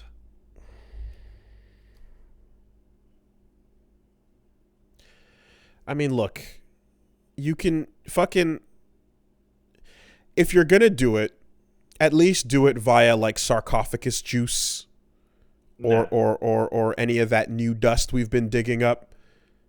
You hear about the fucking worms that defrosted from like 30,000 years ago? Yeah. Fucking 30,000 years ago, some frozen worms defrosted, and 2 of them just started eating. They're 30,000 years old. Let me slow that down for you. They defrosted worms that were in permafrost, and not so perma, and they fucking just started eating. That's going on right now. Are you familiar? What else do you need? Are you familiar with an ER truism that's you're not dead until you're cold, until you're warm and dead? Sure, yeah. Well, that's why they sell the button in the coffin. I saw a whole special about the wake up in the coffin button. Yeah, that was the result of I forget what disease it was, but it was bad because it was common enough that you tie like a string to people's finger that could ring a bell. It's like, couldn't you just wait a while and see if they were actually dead, guys? Yeah, in this case, they talked about, what was it? Well, usually not, because they want to avoid the rot, so you do a quick burial and all that jazz. Yeah. But yes, there was someone who like talked about like you can have this service installed in your coffin where you can press a button for a while in the period of burial. I tell everybody about that. And you know what else I do? I secretly go up to the guy and I'm like, I want a proximity sensor put into the gravestone, and I want the help me get out of here noise to play when people come visit my grave. All right, let's wrap it up on this. Here it is. Before that, I have one last question. This is really important. If you come up with like a really incredible prank that involves you being dead, right? Do you consider faking your own death so that you can actually see the prank go off? Because I just thought of that, and I'm like, that'd be really funny, but I wouldn't be alive to see it. So I'm like, what if I just fake my death? How good is the prank? Then, I mean, if you fake your death and jump out behind the gravestone, that alone is pretty rock solid, because people will be freaked out. Like, if it's a prank that seals your status as legendary forever, as it like, then like, yeah, I'd say totally go for it. Super worth it. Even if everyone absolutely disowns you after that, that's cool. Yeah. Here's what I was gonna say. You are totally allowed to clone Elmo and do as you would with that as long as you want. You can keep the combo going. The cost is upon your bloated death. Your reanimated 3D ass hologram V-tube corpse will be dragged out and paraded to say all the things that the brands want you to say. All right, I got a question for you. What? Okay, say we clone Elmo off the dead Elmo, right? And we got a new Elmo. Is it horrible or cool to turn old Elmo into a coat and little hat for new Elmo? I mean, is it even unethical? Ever had an egg? I don't know. This is kind of new ground here. Ever had a chicken omelet? Chicken omelet? Don't. Yeah. Oh, is that called the mother daughter plate or something like that? Chicken omelet. An omelet of eggs with pieces of chicken in it. Yeah. Okay, no, I have not had that. All right. Well, you know.